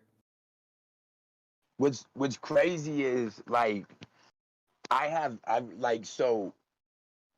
beats that I've sat on like for years and years and years that I know, you know what I mean? Like I'm gonna use. Like I just recently recorded to a beat that I've been sitting on for like 5 years, you know, and I was like, man, like I know I'm gonna rap to it eventually, but like I said, like I'll listen to the same beats like every day, and it may be one I just grabbed or one from a week ago or one from years ago, but like I just wait for it to like speak to me and be like, okay, you know what I mean? Like now's the time, and it's like I pick the beats, but they pick me when it's time to write to them. Yeah, I feel the same way, bro. Like sometimes I feel like I had very little to do with the songwriting. It just speaks like through me or like something speaking through me. And like even like when we were talking to Rachel, Rachel was saying like with her song Come Talk to Me, she wrote the first verse and then the second verse like a year later. And I was like, yeah, I've done that too. But not a year, but you know, like 5 months, 5 months in Yeah. between. It's like, yeah, sometimes you need time to say what you want to say. And when you say what you want to say, you know it, you feel it. And that's all there is to it.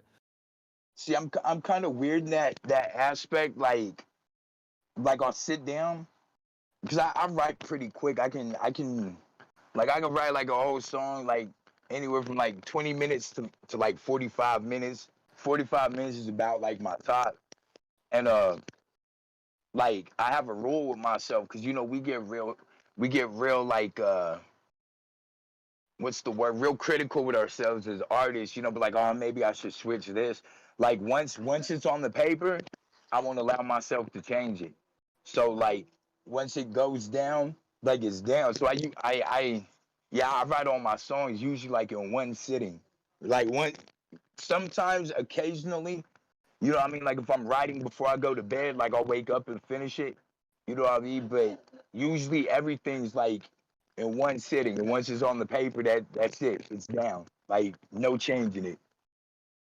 Okay. Yeah, I try to do that too. Like when I'm writing, it's like I don't write as that quickly. Like you know, I might take a few days to do a verse. But it's like when I'm yeah, it's just like I can't figure out how to articulate this thought. How's it feel?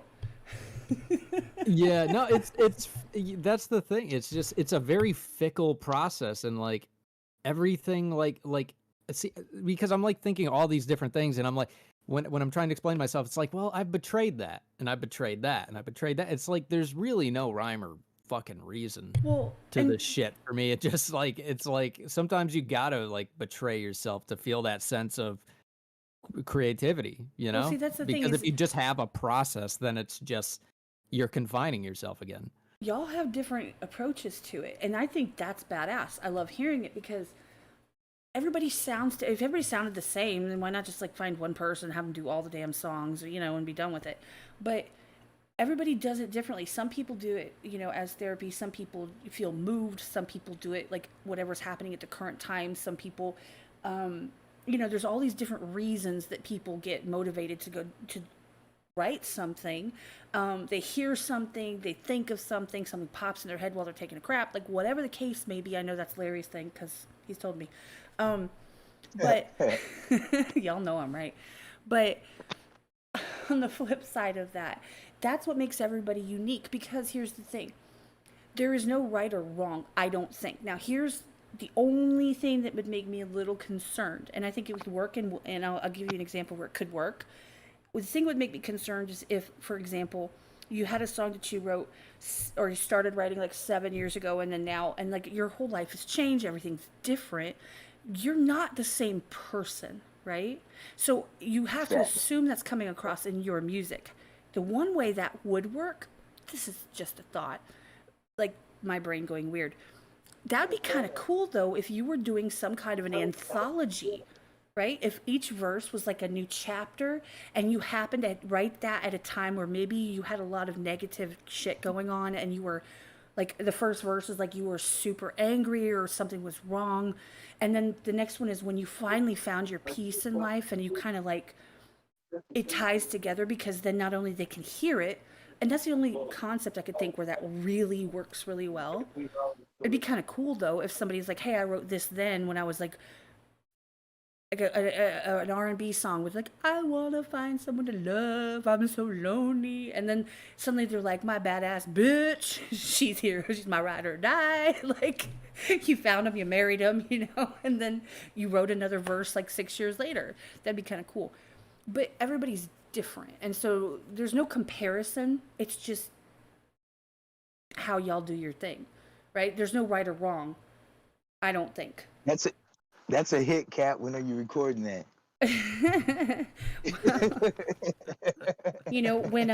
When Timbaland comes to me with a with a beat in the middle and a hook and tells me I can do it. I feel like he kind of described NF in a way. Like he was like I don't think he met his wife at the beginning when he first started rapping, and like so he had some like love songs, and then he wrote a song about his wife, and now he's married, and now he's having kids. So I'm interested in his next album. Like, how's that gonna play into his album? Like, yeah, it's kind of cool when like you have like a kind of like you relate to someone, and then you see them like growing out of like things, like I think that's why I like NF, I like Tool and stuff like that, just because it's like it's almost like someone crawling out of a hole in figuring things out and picking themselves up while also picking up others, and that's super compelling to me. Trauma. Thanks. I picture you writing your verse for the the amount of minutes that you do or however long it takes you to write your lyrics, right? I actually, literally, just a second ago, pictured you. I was looking at the screen, so I saw like your face there. I pictured you with like white eyes, like zoned out, like where your hand's just moving and you don't know what it's. You're just like. That's what it seems like. Yeah. Like because I be in a weird zone. Like it don't matter like what's going on around me. Like I could have a room full of people around me, and like it's almost like a possession. To be honest, like I'm unaware of anything that's going on around me. Like it could be noisy around me, and like I don't hear nothing other than like what I'm writing to, and like I don't see anything. Like what I mean? It's weird. Yeah, it's like a possession. I wouldn't be surprised if that's how it really looked though. I don't know. It just popped in my head, but that's the thing though is that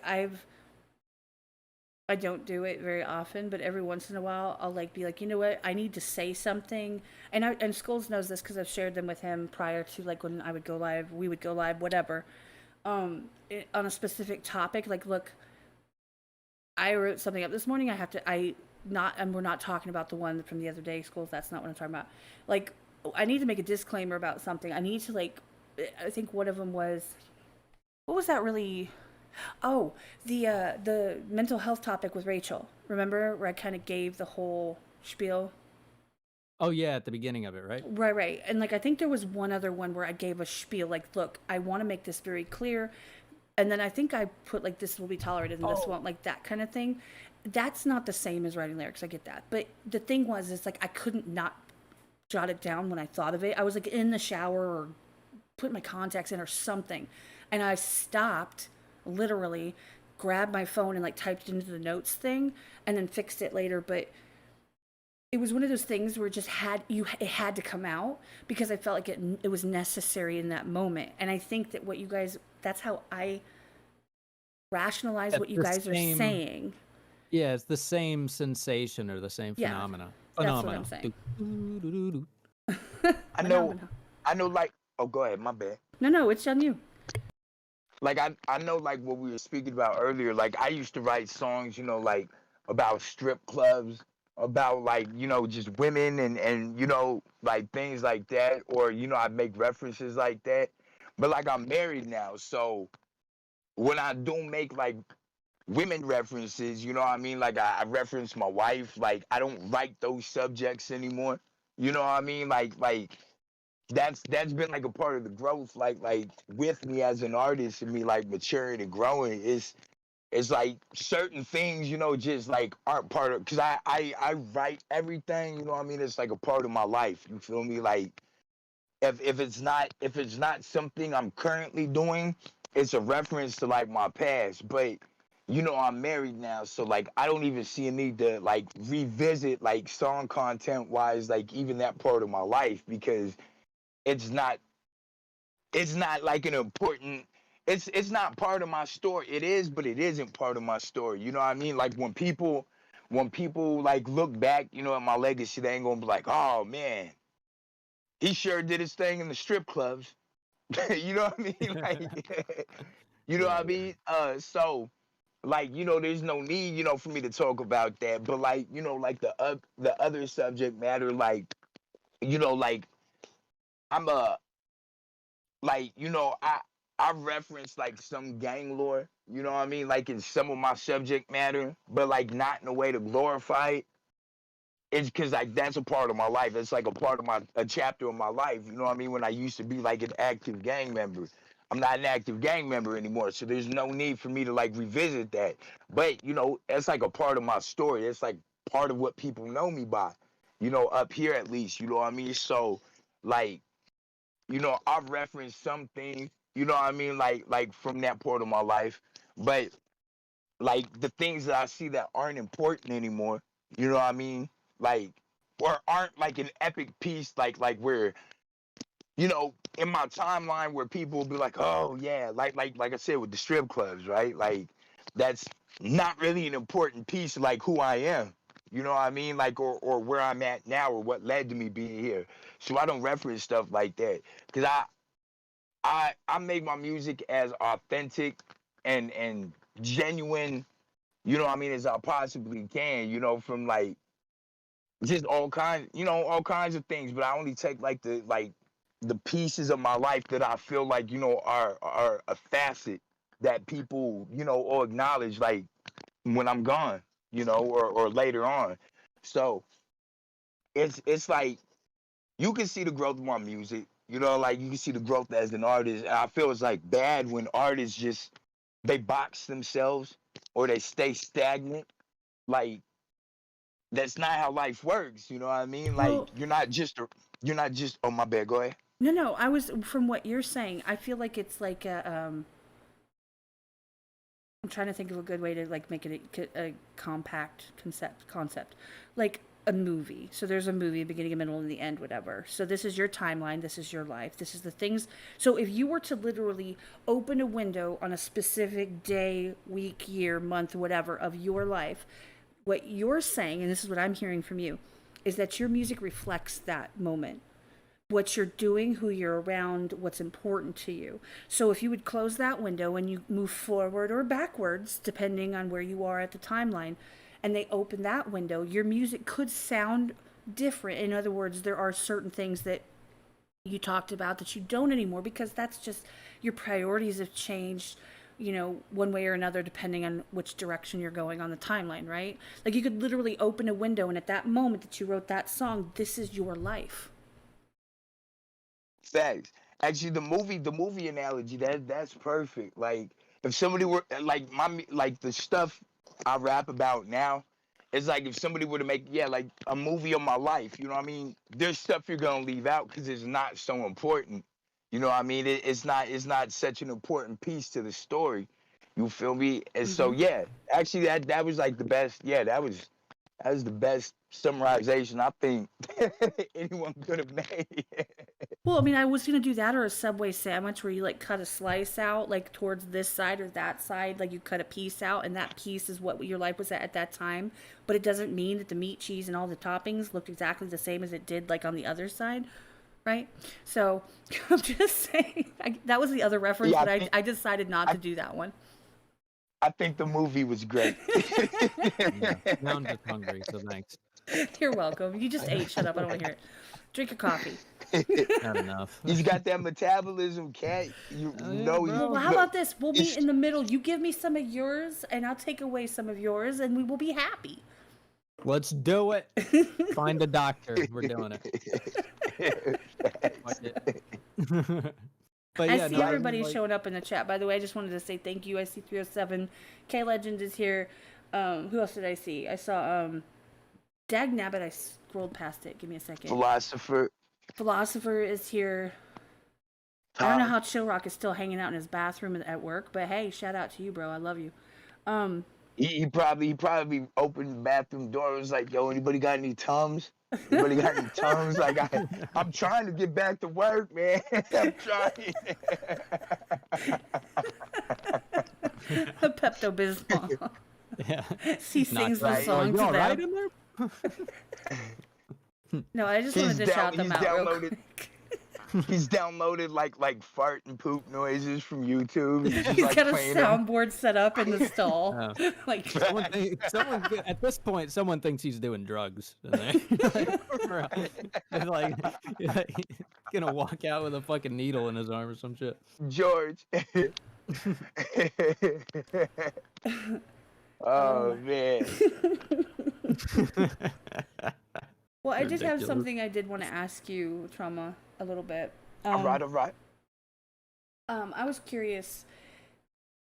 Okay, so one thing I wanted to focus on, I know you do bar breakdowns. I think we all kind of understand what the bar breakdowns are. I think a lot of the artists that are in the chat have been on there at some point. A lot of them have, maybe. I've seen a couple of them that have, so I'm assuming here. However, your Hood Morning America, I know the blurb that you spit out at the beginning. I understand, but like when you started that, what's your goal? Like, what are you looking to do? I'm not saying sub wise. I'm not saying number wise. I'm not saying what is the reason that you thought that you wanted to do that? What's the reason you chose to bring other people on? What's the reason you chose to bring a panel that you don't know who's going to be ahead of time? Like, where did that all come from? I'm just curious. Yo, so it's a funny story. So Hood Morning America wasn't even Hood Morning America at first. So I wanted to start like a Sunday podcast, right? It wasn't even the Monday through Friday either. That's the crazy thing. Podcasts are awesome, just saying. Facts. And it was called the xxKaTxx Show. You know what I mean? Like where, we talk about a bunch of issues that men really don't address, you know what I mean? Because, the whole label of men being macho and feelings and stuff, really aren't, things that we really toss around, especially like in the hip hop community. You know what I mean? Like, it's like there's this like blanket of masculinity that's associated with hip hop where we don't talk about feelings, we don't talk about real things like men being depressed and things like that. So I had my first episode and I brought people up on the panel to talk, and it somehow veered away from that. Like the conversation veered away from that, and so we just kind of started like just talking. You know what I mean? And a lot of people liked it, and then we're like, oh man, like during the episode, I guess, you know what I mean, the first unofficial episode of Hood Morning America, like it came up, and the people on the panel, I think it was Zach, Larry, forgive me, I can't remember who was out there. I know somebody gonna hit me up later, like, oh, I was a part of it too. You know what I mean? But I can't remember exactly. That was many lives long ago. So we're sitting there, and we're like, yo, it'd be dope to have like a morning show. You know what I mean? Because there's like a lot of people in attendance. Just just something different, like, and we're kind of like throwing around names, and my wife was like, Hood Morning America. That was a typo, though. Yo, so it was a typo. She didn't even mean to type that. And we were like, man, that's dope. That'd be perfect. And so we kind of ran with the mistake. And I was like, I think we're gonna, I think this would be cool to do that. You know what I mean? Just something to wake up, like a hip hop infused morning talk show with You know what I mean? Like, you don't know who's gonna pop up. You know, you don't know who's gonna pop up and co-host. You don't know who's gonna be in the chat. And you know, we'll just focus on controlled chaos. You know what I mean? Because I didn't want to really like I didn't really want to make a format. Oh yeah, she said "Good morning, y'all." That's what she said, and she meant to say "Good morning." And so we kind of were like, "Oh, Good Morning America." Oh yeah, that'd be dope. So that stuck. And so I didn't want to kind of like format it and set it up to where it was like any set way, but I didn't want it to be crazy either. So we, you know, it's controlled chaos in a sense. And I was like, I guess we'll just kind of see how it goes. And out of all, facts it is. So like I was like, let's just kind of see how it goes. And we ran it the first week, we ran it the second week, and like it just started growing, and like people were drawn to it, like. And there's been times where I've been sick or I've had appointments and I miss it, and like my phone will blow up, like, "Hey, are you guys okay? Are we doing it this morning? Like, what's going on?" And so it was just kind of like a hip hop version of Good Morning America. I didn't really know where it was gonna go or what to do with it, and I just kind of let it be its own beast and kind of, Trauma of all people. I get that, because if you've noticed the concept of this platform, right? The concept is you get the people on, you bring good people, right? You give them people to talk to, and you just fucking just talk about whatever. And that's the thing. And here's what's funny, and I absolutely love that. I think that's the best story ever, because you organically came to it in a way where it just happened and it worked, and you've been making it work. Now, how long have you had that going? Man, I think about maybe 3 months, 4 months, maybe. Okay. 3 or 4 months, maybe. Well, here's the irony, okay? So, and Truth's still in the chat, which, by the way, I'm seeing what you're saying, Truth, and you're absolutely correct. And I know that, and I'm not even necessarily, like, specifically involved in it, in the community where there's, a lot of judgment, and you can't have emotions, all that stuff. I get that. But like I tell people all the time, we explain, I say that we built the Discord, the community first, as a hub, a hop off point for all these different people that we loved seeing, and like sharing videos and sharing reactions and stuff. And then you wouldn't, it wasn't going to mess with anybody's personal Discord for those reactors or those artists. So you could kind of talk your shit, like, dislike, it doesn't matter, right? You don't have to be a fan to be in my community, in my Discord, but you can share what you like, and if somebody else hasn't seen it, they can jump in and look, right? And then I remember having a conversation with Truth, and he specifically told me, he says, well, and I was like, I really think, and Skullz and I had talked about it too, and I was talking on the phone with Truth, and I said, he says, what would you want to do? And I was like, well, everybody does interviews and stuff, they have a set list of questions, I don't want to do that. Like, the coolest thing we do is when we jump in a voice chat, and then there's a couple people that kind of, you just hear them, they stand out, and they just start talking. And everybody else just kind of mutes and listens, because it's a good conversation.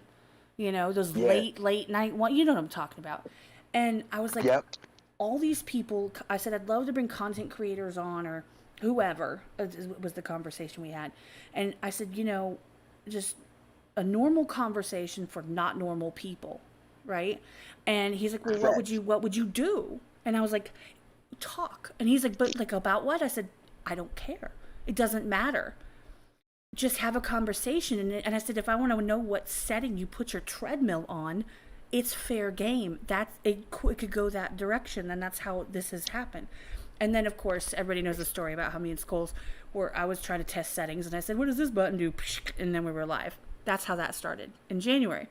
So the same concept approached that in two completely different ways, right? Two different paths to the same type of mentality of this works, tells me, and I think tells you as well, that the concept of letting people just be themselves and speak on what they want to speak on is what people want.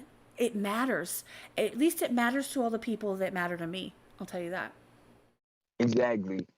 I do know after we did get it going, the one thing I did wanted to ensure is that the people that support, that are, you know, like the people that don't rap, they're not content creators, like I wanted to allow them also, you know what I mean, to have like just as much shine and opportunity, you know, as any, you know what I mean, creative mind like up there, you know what I mean, like, so like you know, you don't have to be a rapper with or a producer, or, you know, a content creator, you know, like for the show, you know what I mean, to be on the panel. That's because I told you at the beginning, you know what I mean, like I try to make everything as interactive as possible. So, you know, like I tell people a lot during my lives, like this isn't just my experience, this is our experience.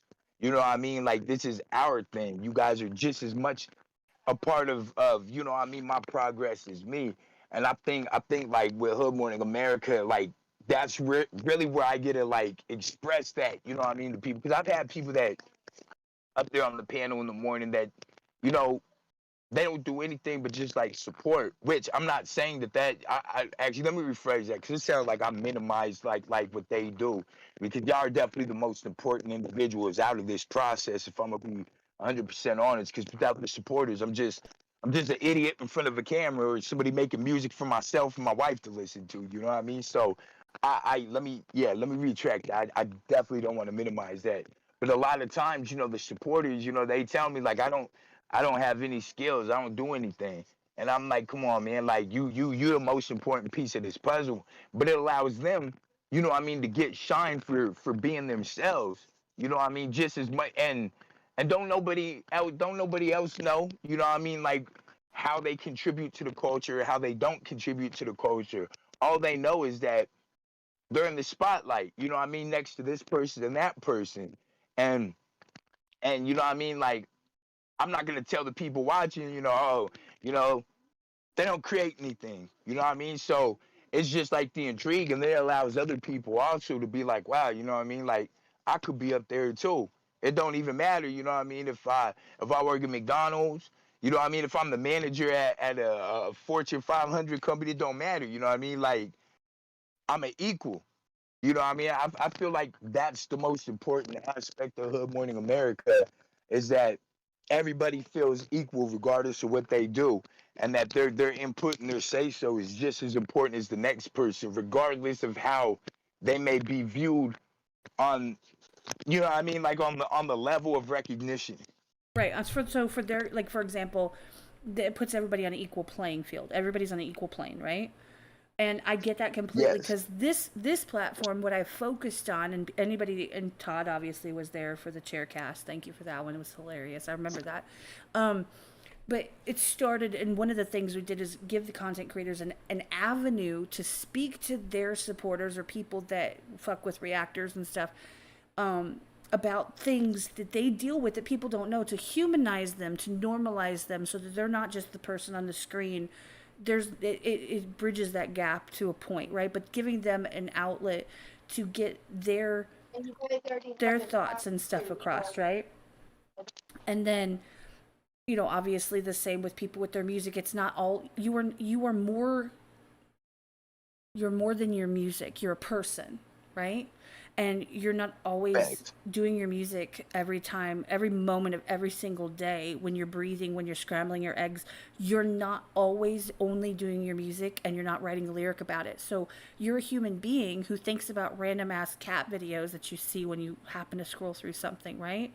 And people don't, Uh-huh. that helps kind of normalize those relationships where they see that, and that this is their place to, you know, your place, their place to kind of just speak their piece. And I think that your concept is so unique, and I love it, because it puts everybody on the same plane, where it doesn't matter who you are, you can jump up in, right? And there are platforms that do that sometimes, like we will do an open one, but we don't always.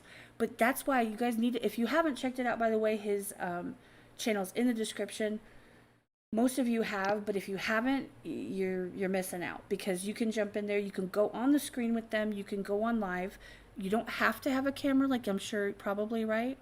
Like it's better if you do, yeah, because most people do. But if you don't, you can still talk, and participate in the conversation, or just chill and, you know, participate in the chat and interact and ask questions or whatever your comfort level is. You have the opportunity. No one is better than anybody else in that, you know, when he's doing, you know, his stream. Everybody is equal, and your opinion and everything matters. And I think I'm explaining that correctly. You are, yeah.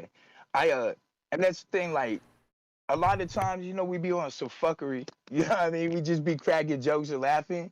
But like we talk about serious stuff too, you know what I mean? Like I never, like myself hosting the show, I never know what's gonna be talked about. I don't know I don't know who's gonna pop up. You know what I mean? So just as much as it's a mystery to like everyone watching, like it's a mystery to me too. I don't know who's gonna co-host. That's why you know, like and like you said earlier, like at the beginning, you know, welcome to Hood Morning America, #1 hip hop infused morning show, or soon to be #1 hip hop infused morning show on the internet. You never know who's gonna co-host. You never know who you're gonna bump shoulders with in the chat. I've had like big rappers in the chat that I was surprised popped up. You know what I mean? I've had and clarify that you guys are all big rappers to me. You know what I mean? Like I look up to every rapper on YouTube that I interact with in some fashion, or form. You know what I mean? Like I learn a lot from everybody. So I don't want to. Let me clarify on that point, because here's the thing. We all understand what subscribers, numbers, your follower, it all matters, whether we think it does or doesn't, and whether it matters to us. Like, that's not our goal. However, it does matter in, like, as an influence, and how that they're out there, that they've been seen, and that, you know, the respect that they've gained, if it's respect, because sometimes it's just fucking clout and obnoxiousness. But that doesn't make them better than you as a person. However, they could be a fucking fire artist, and you just have to respect that. Look, this person came in, and yeah, they're here with us. However, they still get, it's the same as if you have, like, you know, somebody who's earned their rank, right? They've earned their rank. And so that respect can be given without taking away any respect for anyone else, right? Facts. Like, I tend to look at it like this. Like, look, Jay-Z's he's our peer. Like, people be like, what are you talking about? Like, he's a platinum set. But I'm like, look, but that's my brethren. You know what I mean? We do the very same job. You know what I mean? We have the very same. His paycheck's just better. You feel me? So yeah. But if you were to like meet him and like talk with him, like you guys would probably have like a ton of chemistry, you know, just because like, hey, we do this. It's what we do.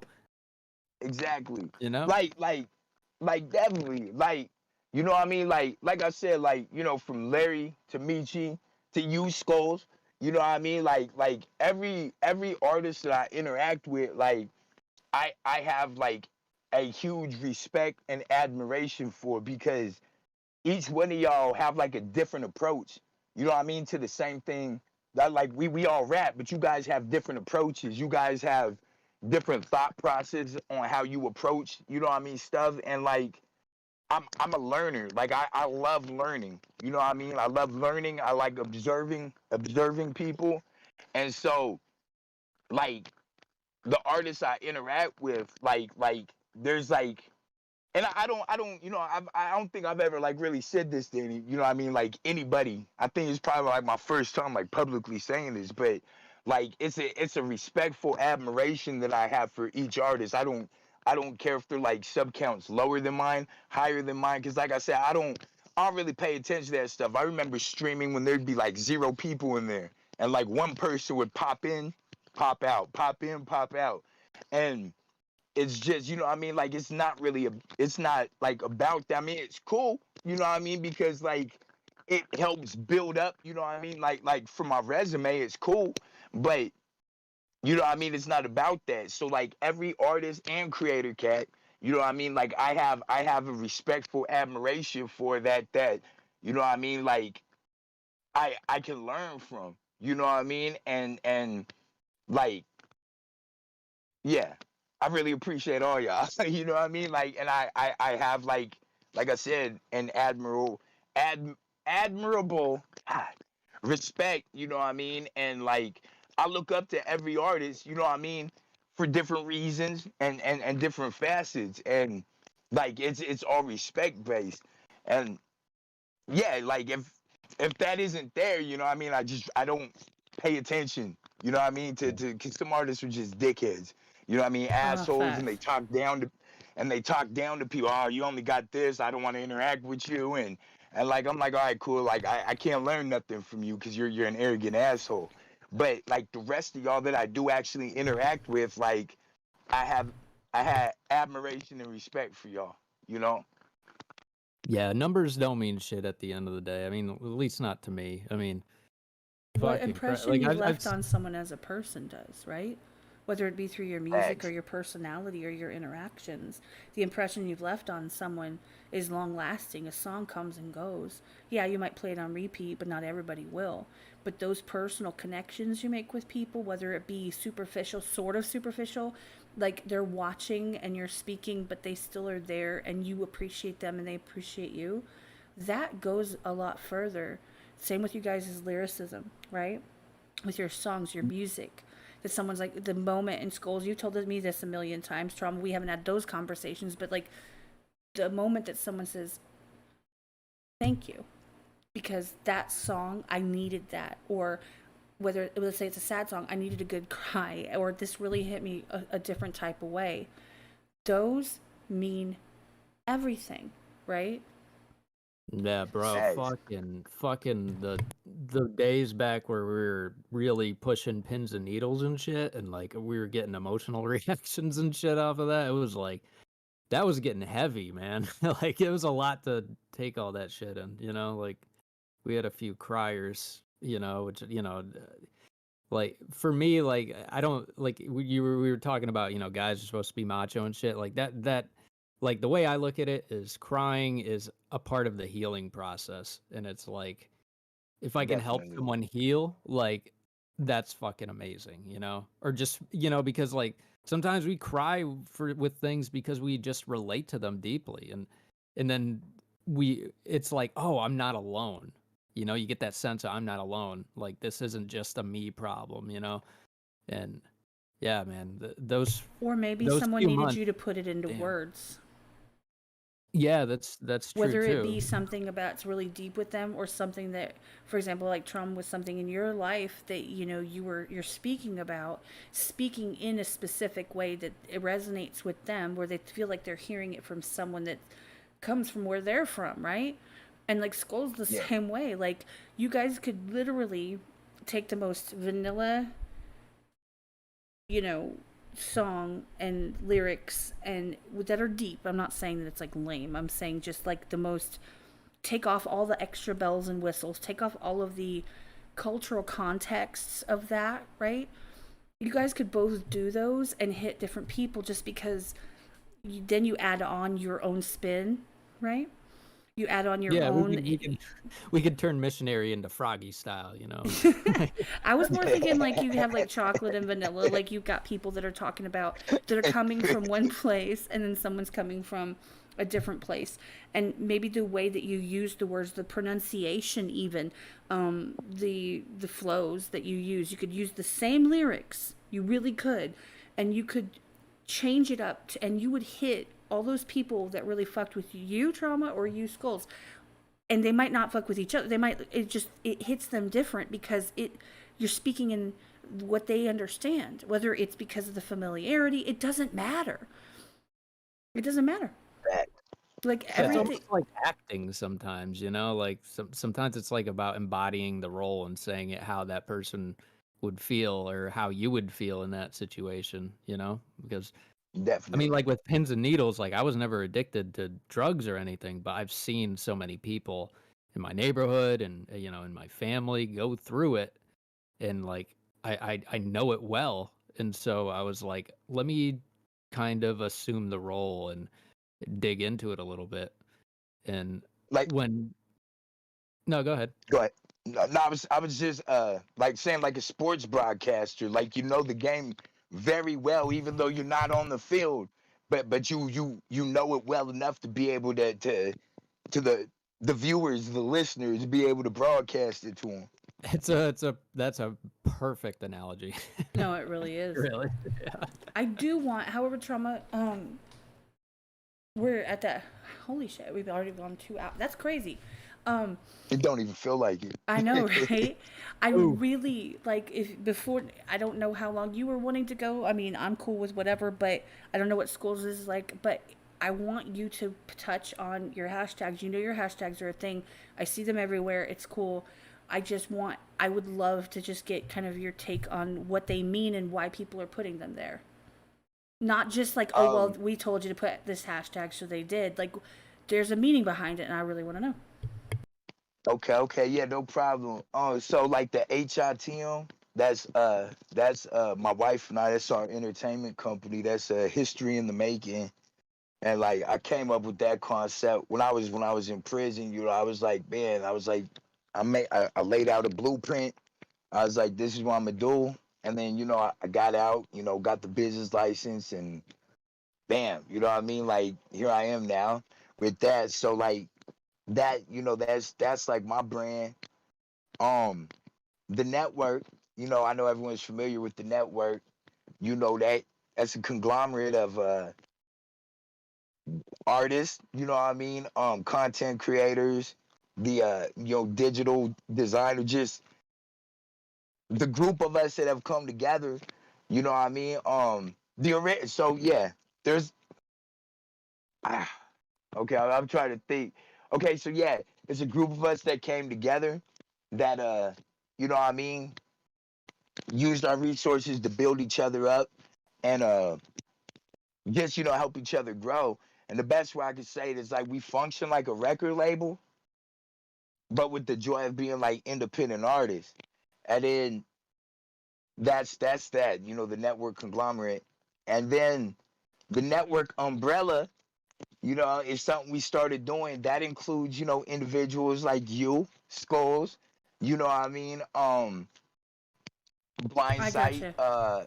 you know what I mean? Like Core people that adjacent, like adjacent. We're not necessarily like actively participating in when you guys are doing the collabs and you guys are doing these types of things and you guys kind of come together. Like I know I'm not present for that, and it's not I don't feel some type of way about it. I'm just saying, but however, people that you fuck with, that's kind of their you include them.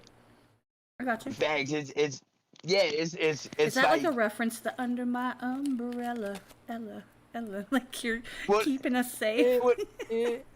well, no, you know, like an umbrella organization. You know, you got like the company, and then you got like everything affiliated with it, and so like, you know, I think I'm the one that kind of just coined the umbrella term because it got to a point where we're putting like 15, 20 hashtags down. You know what I mean? Like hashtag elsewhere, hashtag hip hop radar underground, hashtag, you know, and like it kind of got to be a lot. You know what I mean? No, I get And it. so like you know, it's everyone, you know, that shows love and support. You know what I mean? And it's family. You guys are family.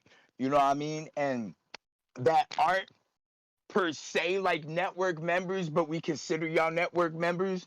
You know what I mean? No, I get it. And And see, here's the thing. And let me just clarify this, especially on this platform. And I understand, I can hear you doing it, where you are so inclusive of people, of bringing people in and making them a part of what y'all are doing. You're very transparent and you're really out in the like you're really everybody's included and welcome. However, there are pieces of it that you guys do that really no one else has anything to do with. They're more of an observer. They're a couple steps back. That doesn't mean you love them any less. Doesn't mean you respect them any less.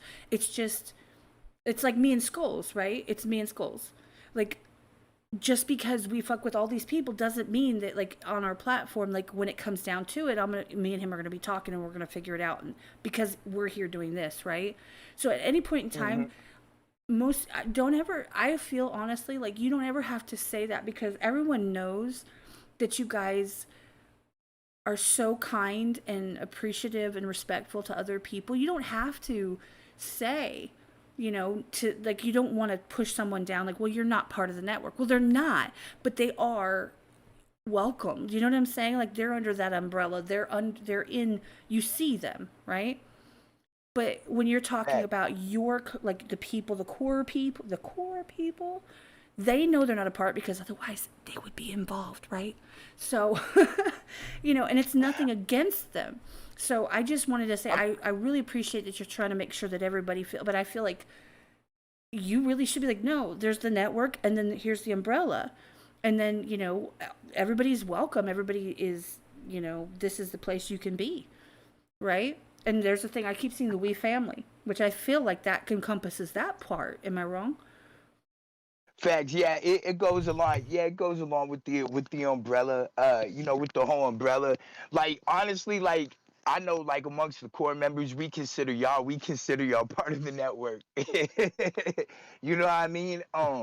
Just because you guys show us so much love, and you guys like, we family. Like I know. I've talked to Larry. I've talked with Sack. I've talked with Nico and numerous other people. You know what I mean? Like we consider you guys. You know what I mean? Like part of the network conglomerate, even though we've never officially been like, yeah, and you guys have been like cool, but we like, and that's what the umbrella encompasses, like like people that we aren't part of the network, but we consider network anyways, Right. Well, people and that have their own communities going on that fuck with your community, but aren't necessarily like they've got, like, for example, we've got elsewhere going on. We're not going to drop that for the network, but however, we want to let you know we're here for it. Like, we're here with you. We support you. We appreciate you. We respect you and you guys and all that you do. You guys see us around all the time.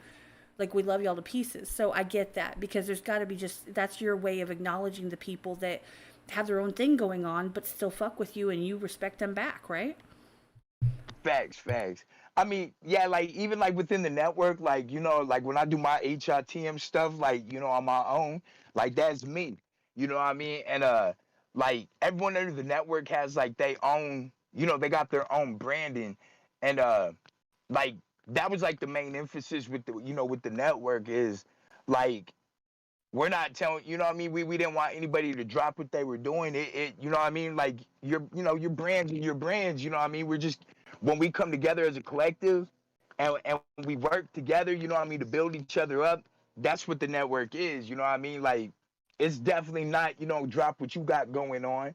Like you still got your brand, you still doing what you do, But like we got you as a family too, Like when you drop something, we all finna promote. We all finna push that. We all finna put this out and that out, And we're gonna work like a record label, or like an entertainment company for each individual to help their brands grow and help us grow together as a whole. And like that's what I'm saying. Like the best way I can describe it is we work like an entertainment company with the joy and freedom and function of being independent, with our own brands as well. That makes sense. That's I don't know super if that dope. I don't know if No. that explained it well or not. Nah, I think you explained it perfectly, and I think it's super fucking dope. I mean, like that's why we started this show. It's all about community and building networks and shit. So the fact that like we're doing it, you're doing it, and we're networking with each other, and like that's just so fucking dope. There needs to be more of that in entertainment. There really does. Like, 'cause you can easily go on different, YouTube. I won't say any names or anything, because I'm not really with the controversy and all that. But, there's certain places you can go in streams. You can't promote nothing. Yep. You know what I mean? They be like, nope, you can't put that there. You can't hashtag that, or nah, it's about me. This is my, you know what I mean? And I'm like, bruh, like you can't honestly say that you got love for people and want to help see people grow if you restricting people promoting themselves or anything. And like we just, you know what I mean? Like, and I know I'm very blessed that I've ran into so many individuals that are like-minded, that just really want to see people win, like come together, grow, and put each other's resources together in order, to see each and every individual grow, you know what I mean? And like I feel like that's really what it's about, man. Like the more love you have, and the bigger your group is, you know what I mean? Like with that love, like reciprocated, amongst each other. Right. Like the bigger everyone else is gonna continue to be and grow. And like really that's just what I want to see, man. Well, I honestly think that, you know, there's enough success for everybody, but if there's somebody that pops out that just happens to get the right moment, the right time, and everything just kind of, the stars align, right? Planets align, and somebody within the group of any community that we all kind of mess with, they, I think from the feeling that I get is that people are going to lift them up and not be like, well, shit, how come they made it and or they did really well, or they went viral for, even if it's not like, you know, small viral, whatever. Like, people are going to be appreciative and support them and show them like, hell yeah, hell yeah, let's go. Y'all need to check this out, instead of being jealous and petty and all that shit. And I think that encouraging that means everything, because, you know, even on this platform, on YouTube, etc., you know, there's all this competition and people weren't, I'm not saying people are stupid enough that they don't realize it's a possibility, but there's a lot of competition, and I get that, especially in like the, you know, hip hop community. There's a lot of competition is kind of part of it, right? It's a big part of it. However, like content creators, let's just say, like, for example, I'll pull out the reactor card. So like for reactors, like, oh, well, I want you to come watch my content and, you know, my content to do well. That doesn't mean that that person can't subscribe to 15 other people and watch all their content if they feel like it, right? Like, everyone can win. They don't always have to be in competition. And people love to see people collab. And not every single thing ever is a collab, but people like to see the collabs, like, where people are like cross those zones, right? I love this one and I love that one. Holy shit, now they're on the same thing. You all see it with your music, right? You see it with features and collaborations with people. The same can be said for streams or like YouTube channels and things. To do a dual reaction, whether it's a stream or just a video posted, is cool as fuck. It can be, you know.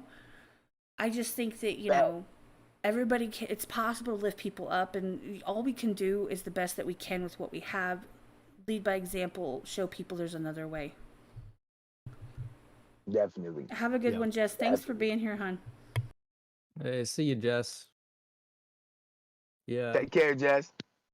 Yeah, I really think it is like, I think we were talking about this on another podcast, but it's like, yeah, like people are.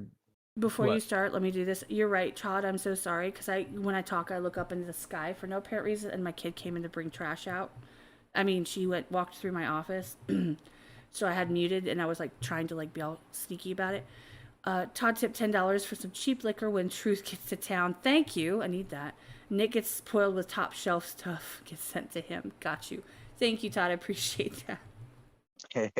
In case y'all didn't know, Nick is he's boarding a flight tonight, and he's coming to Texas. His family lives like 15-20 minutes away from where I live, and so we're gonna be meeting up this week. And that's Nick, the actor, the reactor. One of my very, very close friends. And then Truth, who was obviously on here and in the chat, he's decided that because my birthday's Tuesday and because Nick's going to be here, it would make sense to decide to hop on a plane and fly in as well. So he's going to be here, Nick's going to be here, and I'm going to be here. So that's going to be fun. So that's what he's talking about. Fine. Yo, that's going to be a fucking fire birthday.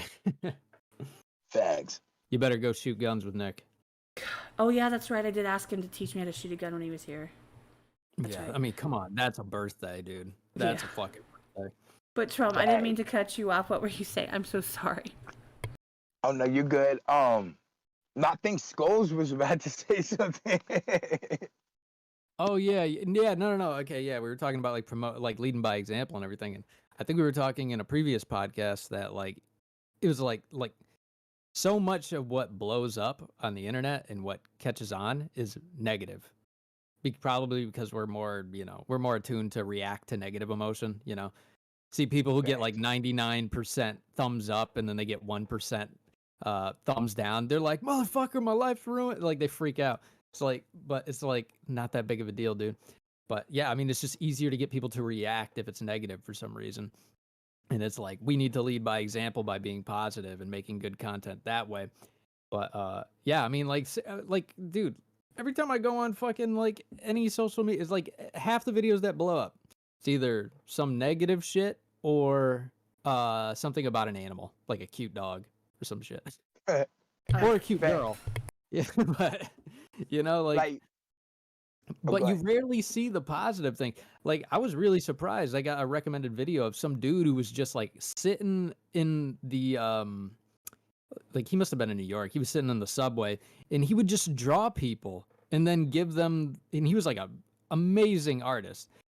And he would just give people the drawing and be like, "Hey, I drew you."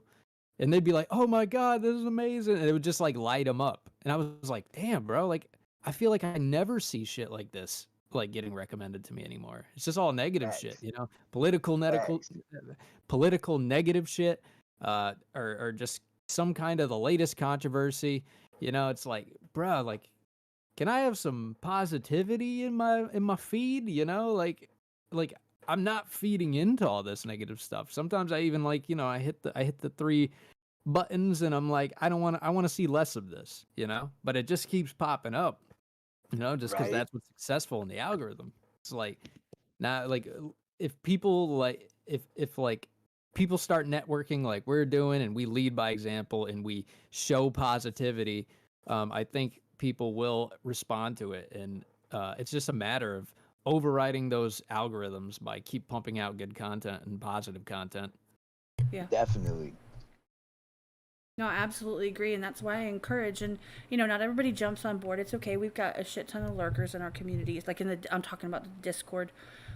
We've hit I mean, our Discord is like we're going towards what 300 at this point. We're headed that way.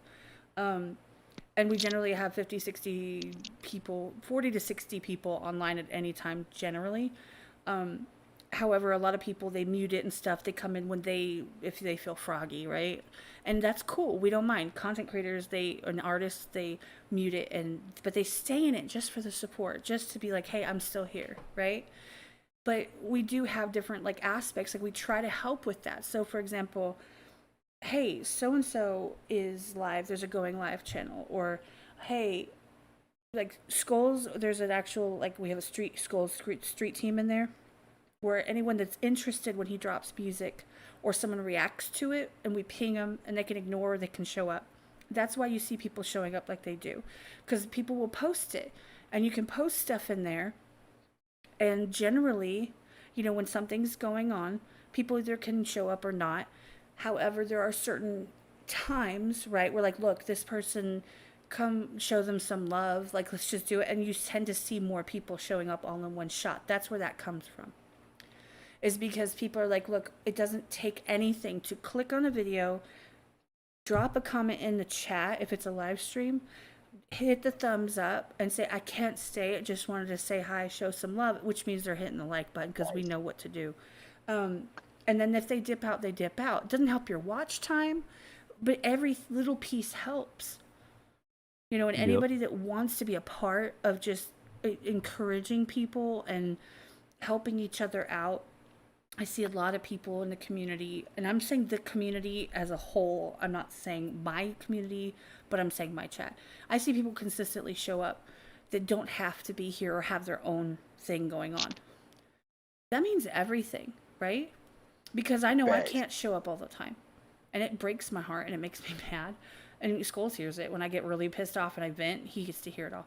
So bro, I get mad too. Like I see people go live and I'm just like, bro, I can't today. Like I'm working on my own shit. I'm editing, I'm working on music or some shit, or I gotta go out with my wife or some shit. It's just like I can't always be there, and it sucks because you want to. So I mean, like most of the time, like if I see anybody going live in the community that I really fuck with, I will fucking hop in that live. I won't always talk, but I'll hit the thumbs up and then bounce, just help boost in the algorithm. Or leave it leave it like really low volume. Take your headphones off and do your own thing. And I've done that on multiple tabs at the same time, because by the way, some of the people that have been in the chat tonight in general, but betwixt all y'all, there's like 6 tabs open where everybody's live. And so I just kind of like mute the ones I can't be in at the moment. I drop my comment, drop my like, leave the tabs open so that hopefully they get the watch time. Facts. I know my wife and I do that. Like, if we're busy or can't do something, well, we'll just keep the stream running.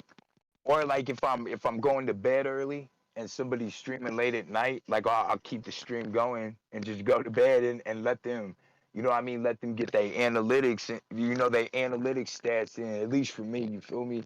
Like I just I try and be as supportive as possible anyway I can, even if I'm busy. I get that. Like, and that's the thing is, it's like I try my hardest to, and I there was a point in time where I'm like, man, I bet everybody's like, and there's this couple people that have made me feel super special about it. Like, XMC is one. He knows for a fact, and I'm modded in his, and like he doesn't have everybody's. He has just like a couple mods. But I'll come by, and he knows by the time he speaks, I'm probably gone. He knows it. I'll jump in yours. You always, shout me out. I try to stay just so in case you say something or, you say, hey, Kat, I was going to tell you something. Not like I expect it, but I don't want to be a douche and like just dip out immediately. There are some people that are like, oh, yeah, of course, yeah. Oh, you're just dipping in and dipping out. Cool. And I'm like, well, you know what? Cool. Not a problem. I just won't do that next time. That's fine.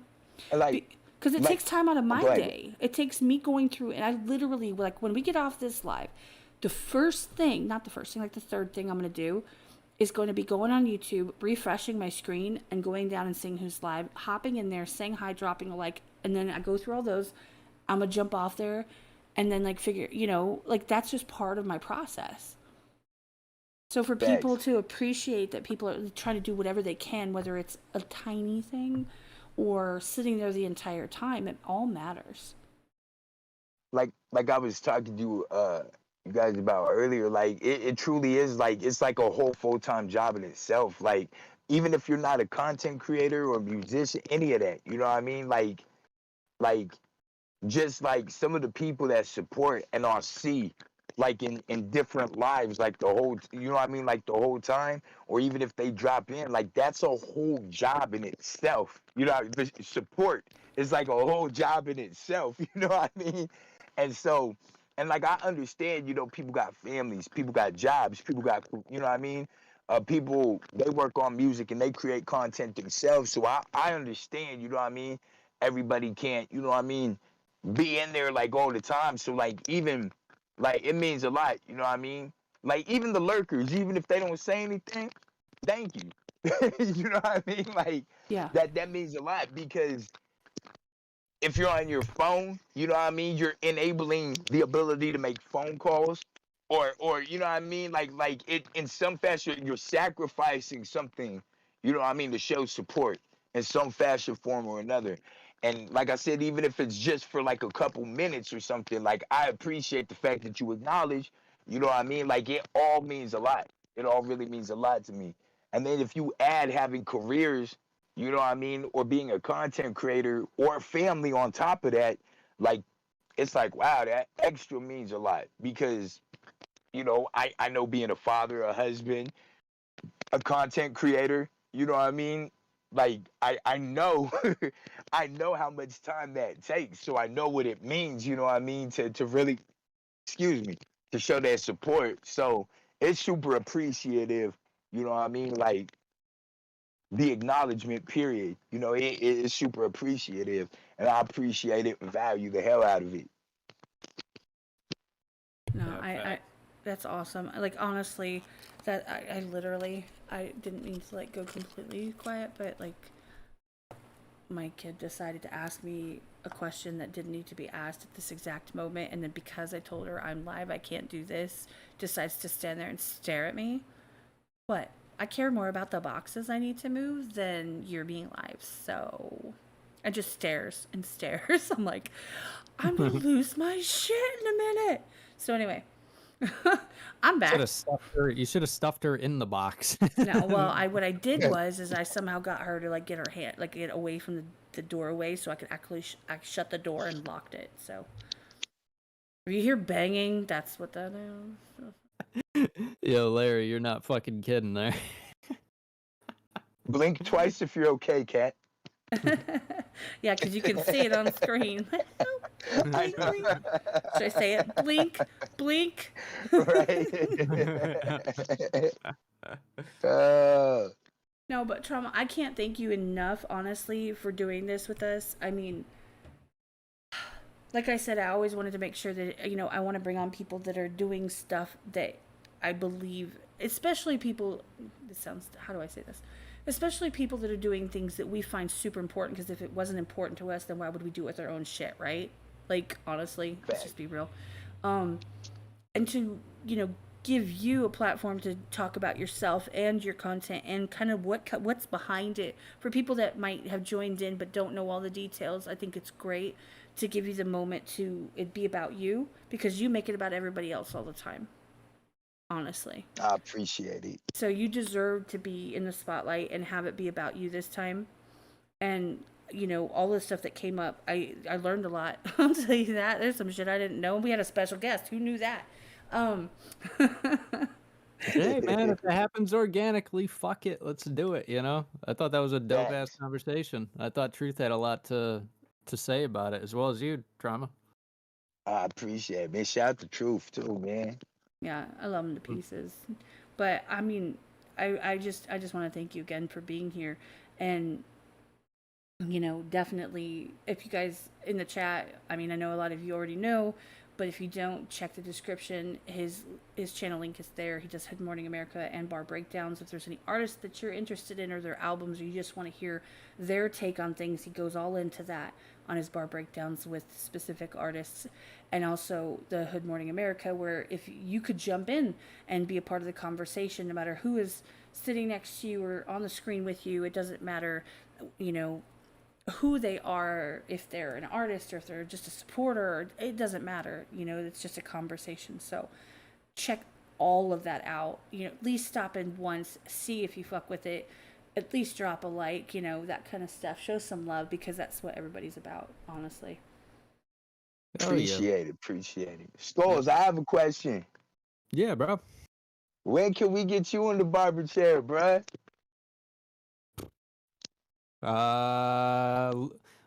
We'll talk like, about I just it got my hair soon. We'll talk about my soon. haircut, so I don't know. Yeah, y'all gotta get yourselves. You gotta get something. If you're gonna do that, you gotta get scheduled, so I don't schedule on top of it. Yeah, exactly. And like the next. That's what he wasn't weeks, saying. Is that I go crazy with scheduling, and then he's just like, I don't know what I can do. No, schedule it and make it happen. It's cool. Yeah. Hit me up on you have IG? Yep. I'll hit you up on there. Yeah, definitely hit me up on there and we'll figure it out. That would be badass. Definitely. I know I definitely, like respectfully, I really try to schedule, like when I do my barbershop bar breakdowns or whatnot, I try to accommodate not only the guests, but also try to keep into consideration like who else is streaming. You know what I mean? Because like I know a lot of us share like the same fan base. You know what I mean? Like, yep.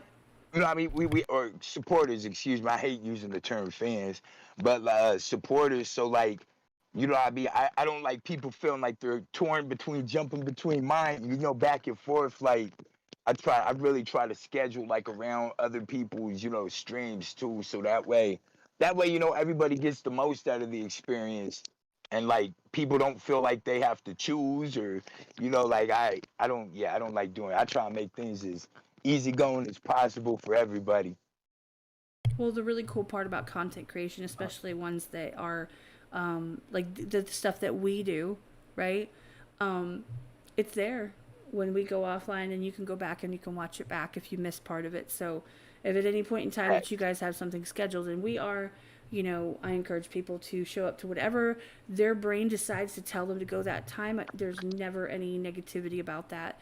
I appreciate everyone that's here. I appreciate everybody that comes in after the fact and, takes a listen.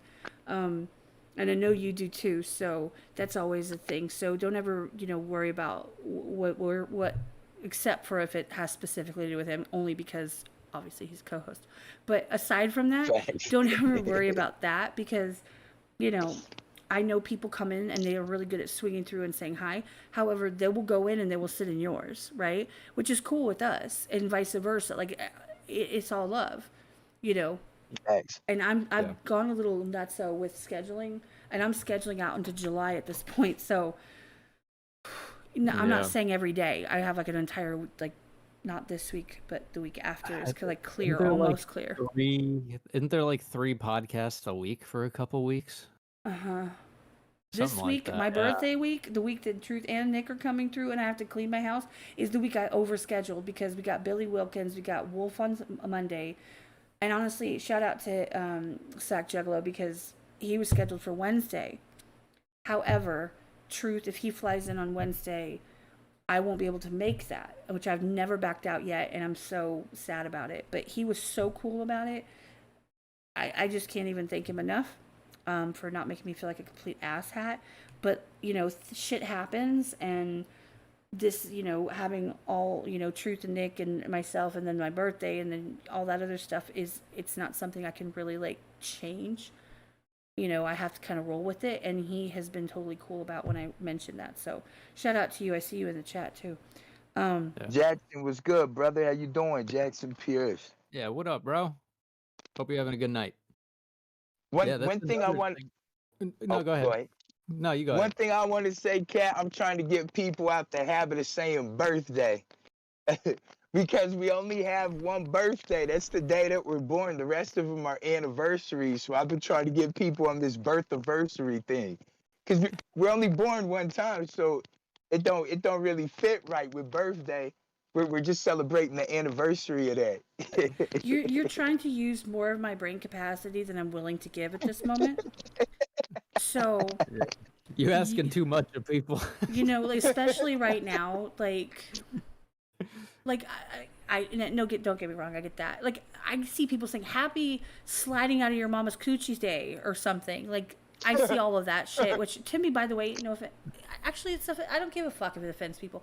I don't like that. I think it's irritating and just like trying to be trolly, and that's cool, be trolly. But like, really, I have 3 kids, so I know what that whole thing is about. I get what you're saying. However, it's just fucking easier for me, and that's why I say that. Okay.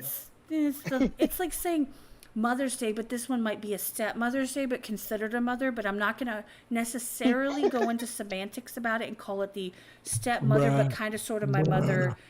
I wish she was my mother because I don't actually like my Mother Day. Like, I'm not gonna do.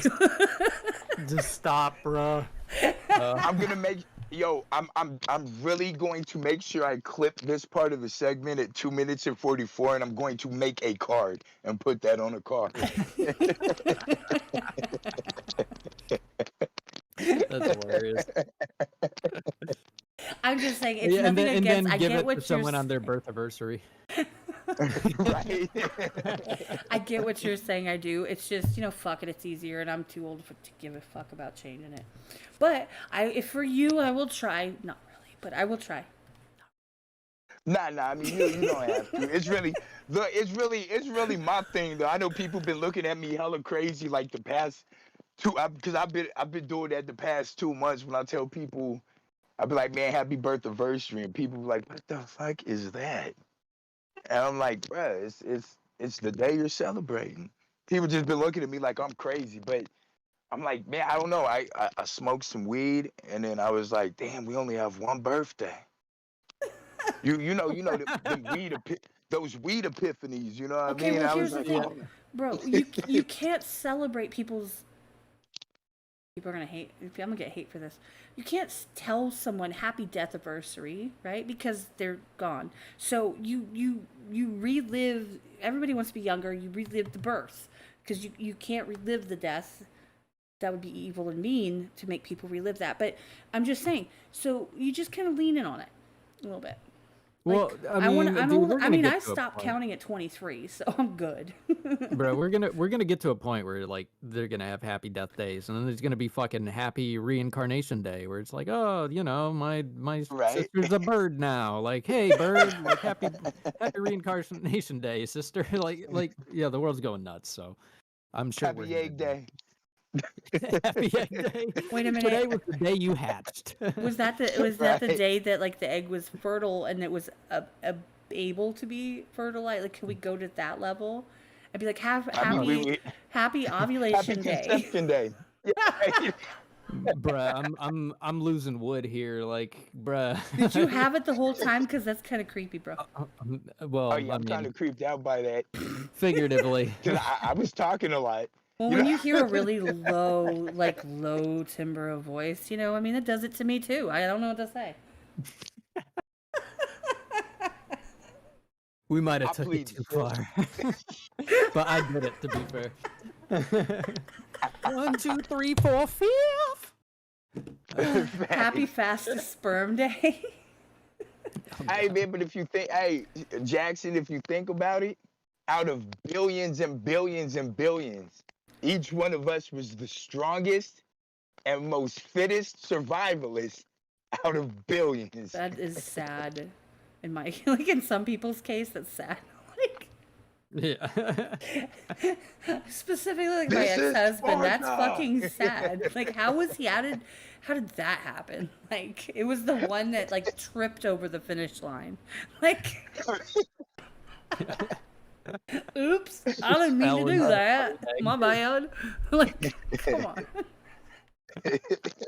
No, Savvy, I was saying your death day, but every year, for your birthday, right? You celebrate it every year, and you're like, "Yay, you were born! Congrats!"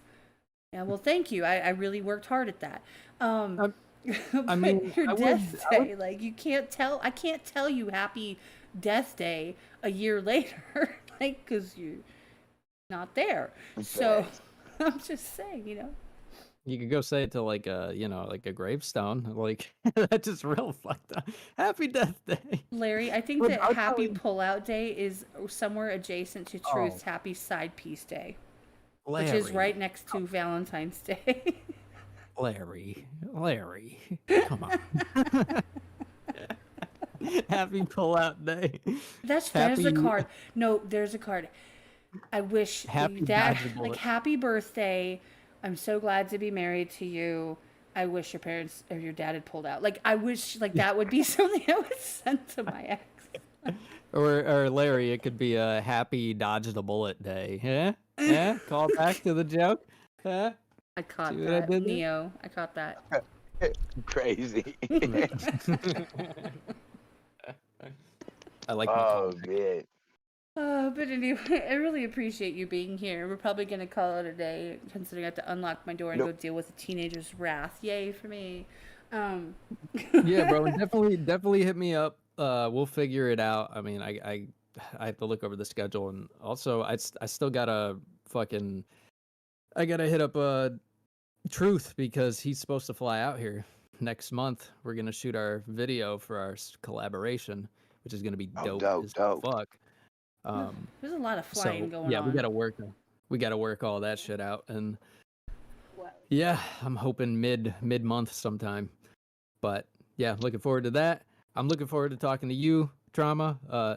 Definitely. It's gonna be dope as fuck. Yes, sir. I haven't done anything like that, so it's gonna be fun. And there's Oh, Jackson. definitely. Y'all come through for the Vibe Top 10. Yes, and by the way, FYI, anybody that's paying attention, Skullz and Rachel are on it. So check out that in about 15 minutes. I will definitely be there. And if you have not heard Rachel's new song, Spine Straight, go listen to that Oh my bitch. God, Then yes. go buy that bitch. For real, support her. She is dope. Yeah, she's kind of still coming down all off the the- ayahuasca right now, so she's not really pushing it herself. She probably will tomorrow. Yeah, I was gonna hit her up and ask her, but I saw see if she was okay. But I did. I saw she was active. I So literally did. Don't even play. I did. You know I did. I was like, Yeah, so, I was bitch, like- you okay? And she's like, I'm a new person. I'm like, okay, then we're good. Yeah, she's a fucking gangster. Yes, she is. She's sad. She was trauma was it yesterday? What's today? Yes, yesterday. She dropped her song. We went live with a Q&A. She was late, but you know why she was late? She spent the entire live on her longboard skating around the city running errands while she waited for her car to be done. She was fucking skateboarding, longboarding, whatever, on the live the whole time. That's dope. She's That's dope. I savage as respect that. fuck. Yeah, That's she's gangster. dope, bro. If you haven't heard her too, definitely go check her out. She's fucking She's something. Bro. She's a dope artist. I've heard her music. I need to hear some more though. Yeah, check the one out she just dropped. That one's amazing. Mm-hmm. But yeah, I will definitely do that. Everybody, Jackson. Go ahead. Oh no, go ahead. I was gonna say Jackson. I will open a tab and be there. I am currently actually for the past I think hour. I'm in a live song contest, but I've been doing this, so you know what I mean. Like said it. I'm gonna be back and forth between the song contest and your page, Jackson. So I'll definitely be there. But you can always tell us. We would have let you go, man. Oh no, it's cool. Like I talked to them ahead of time. They gave me a pass. They just told me whenever I was done, to pop up in there. But yeah, they were like, it's cool. You don't have to be present. You got an interview, so yeah, it's good. Well, on that note, everybody check out Jackson's video that's dropping in now about whatever many minutes, 15 minutes. Go show some support, show some love, and wherever you're at, if your Mrs. T can drop that in the Discord. If it's a live thing, then, drop it in there and we can, show up in there too if you want. It's over on Menace's page. Oh, gotcha, yeah. Well, then, yeah. Because that's when I go through the list, I would have ended up in there at some point. All right. Definitely. I want to tell y'all, man, I appreciate the chat.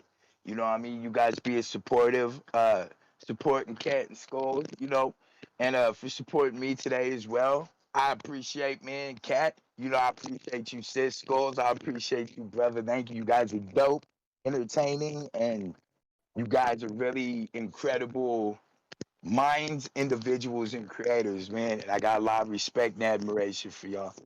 Thank you so much. And the same goes for you, hand God, honestly. Same to you, bro. I appreciate it. Well, thank you. We're about done here, and thank you for being here. You could have been anywhere else. Check the description. Check out his channel.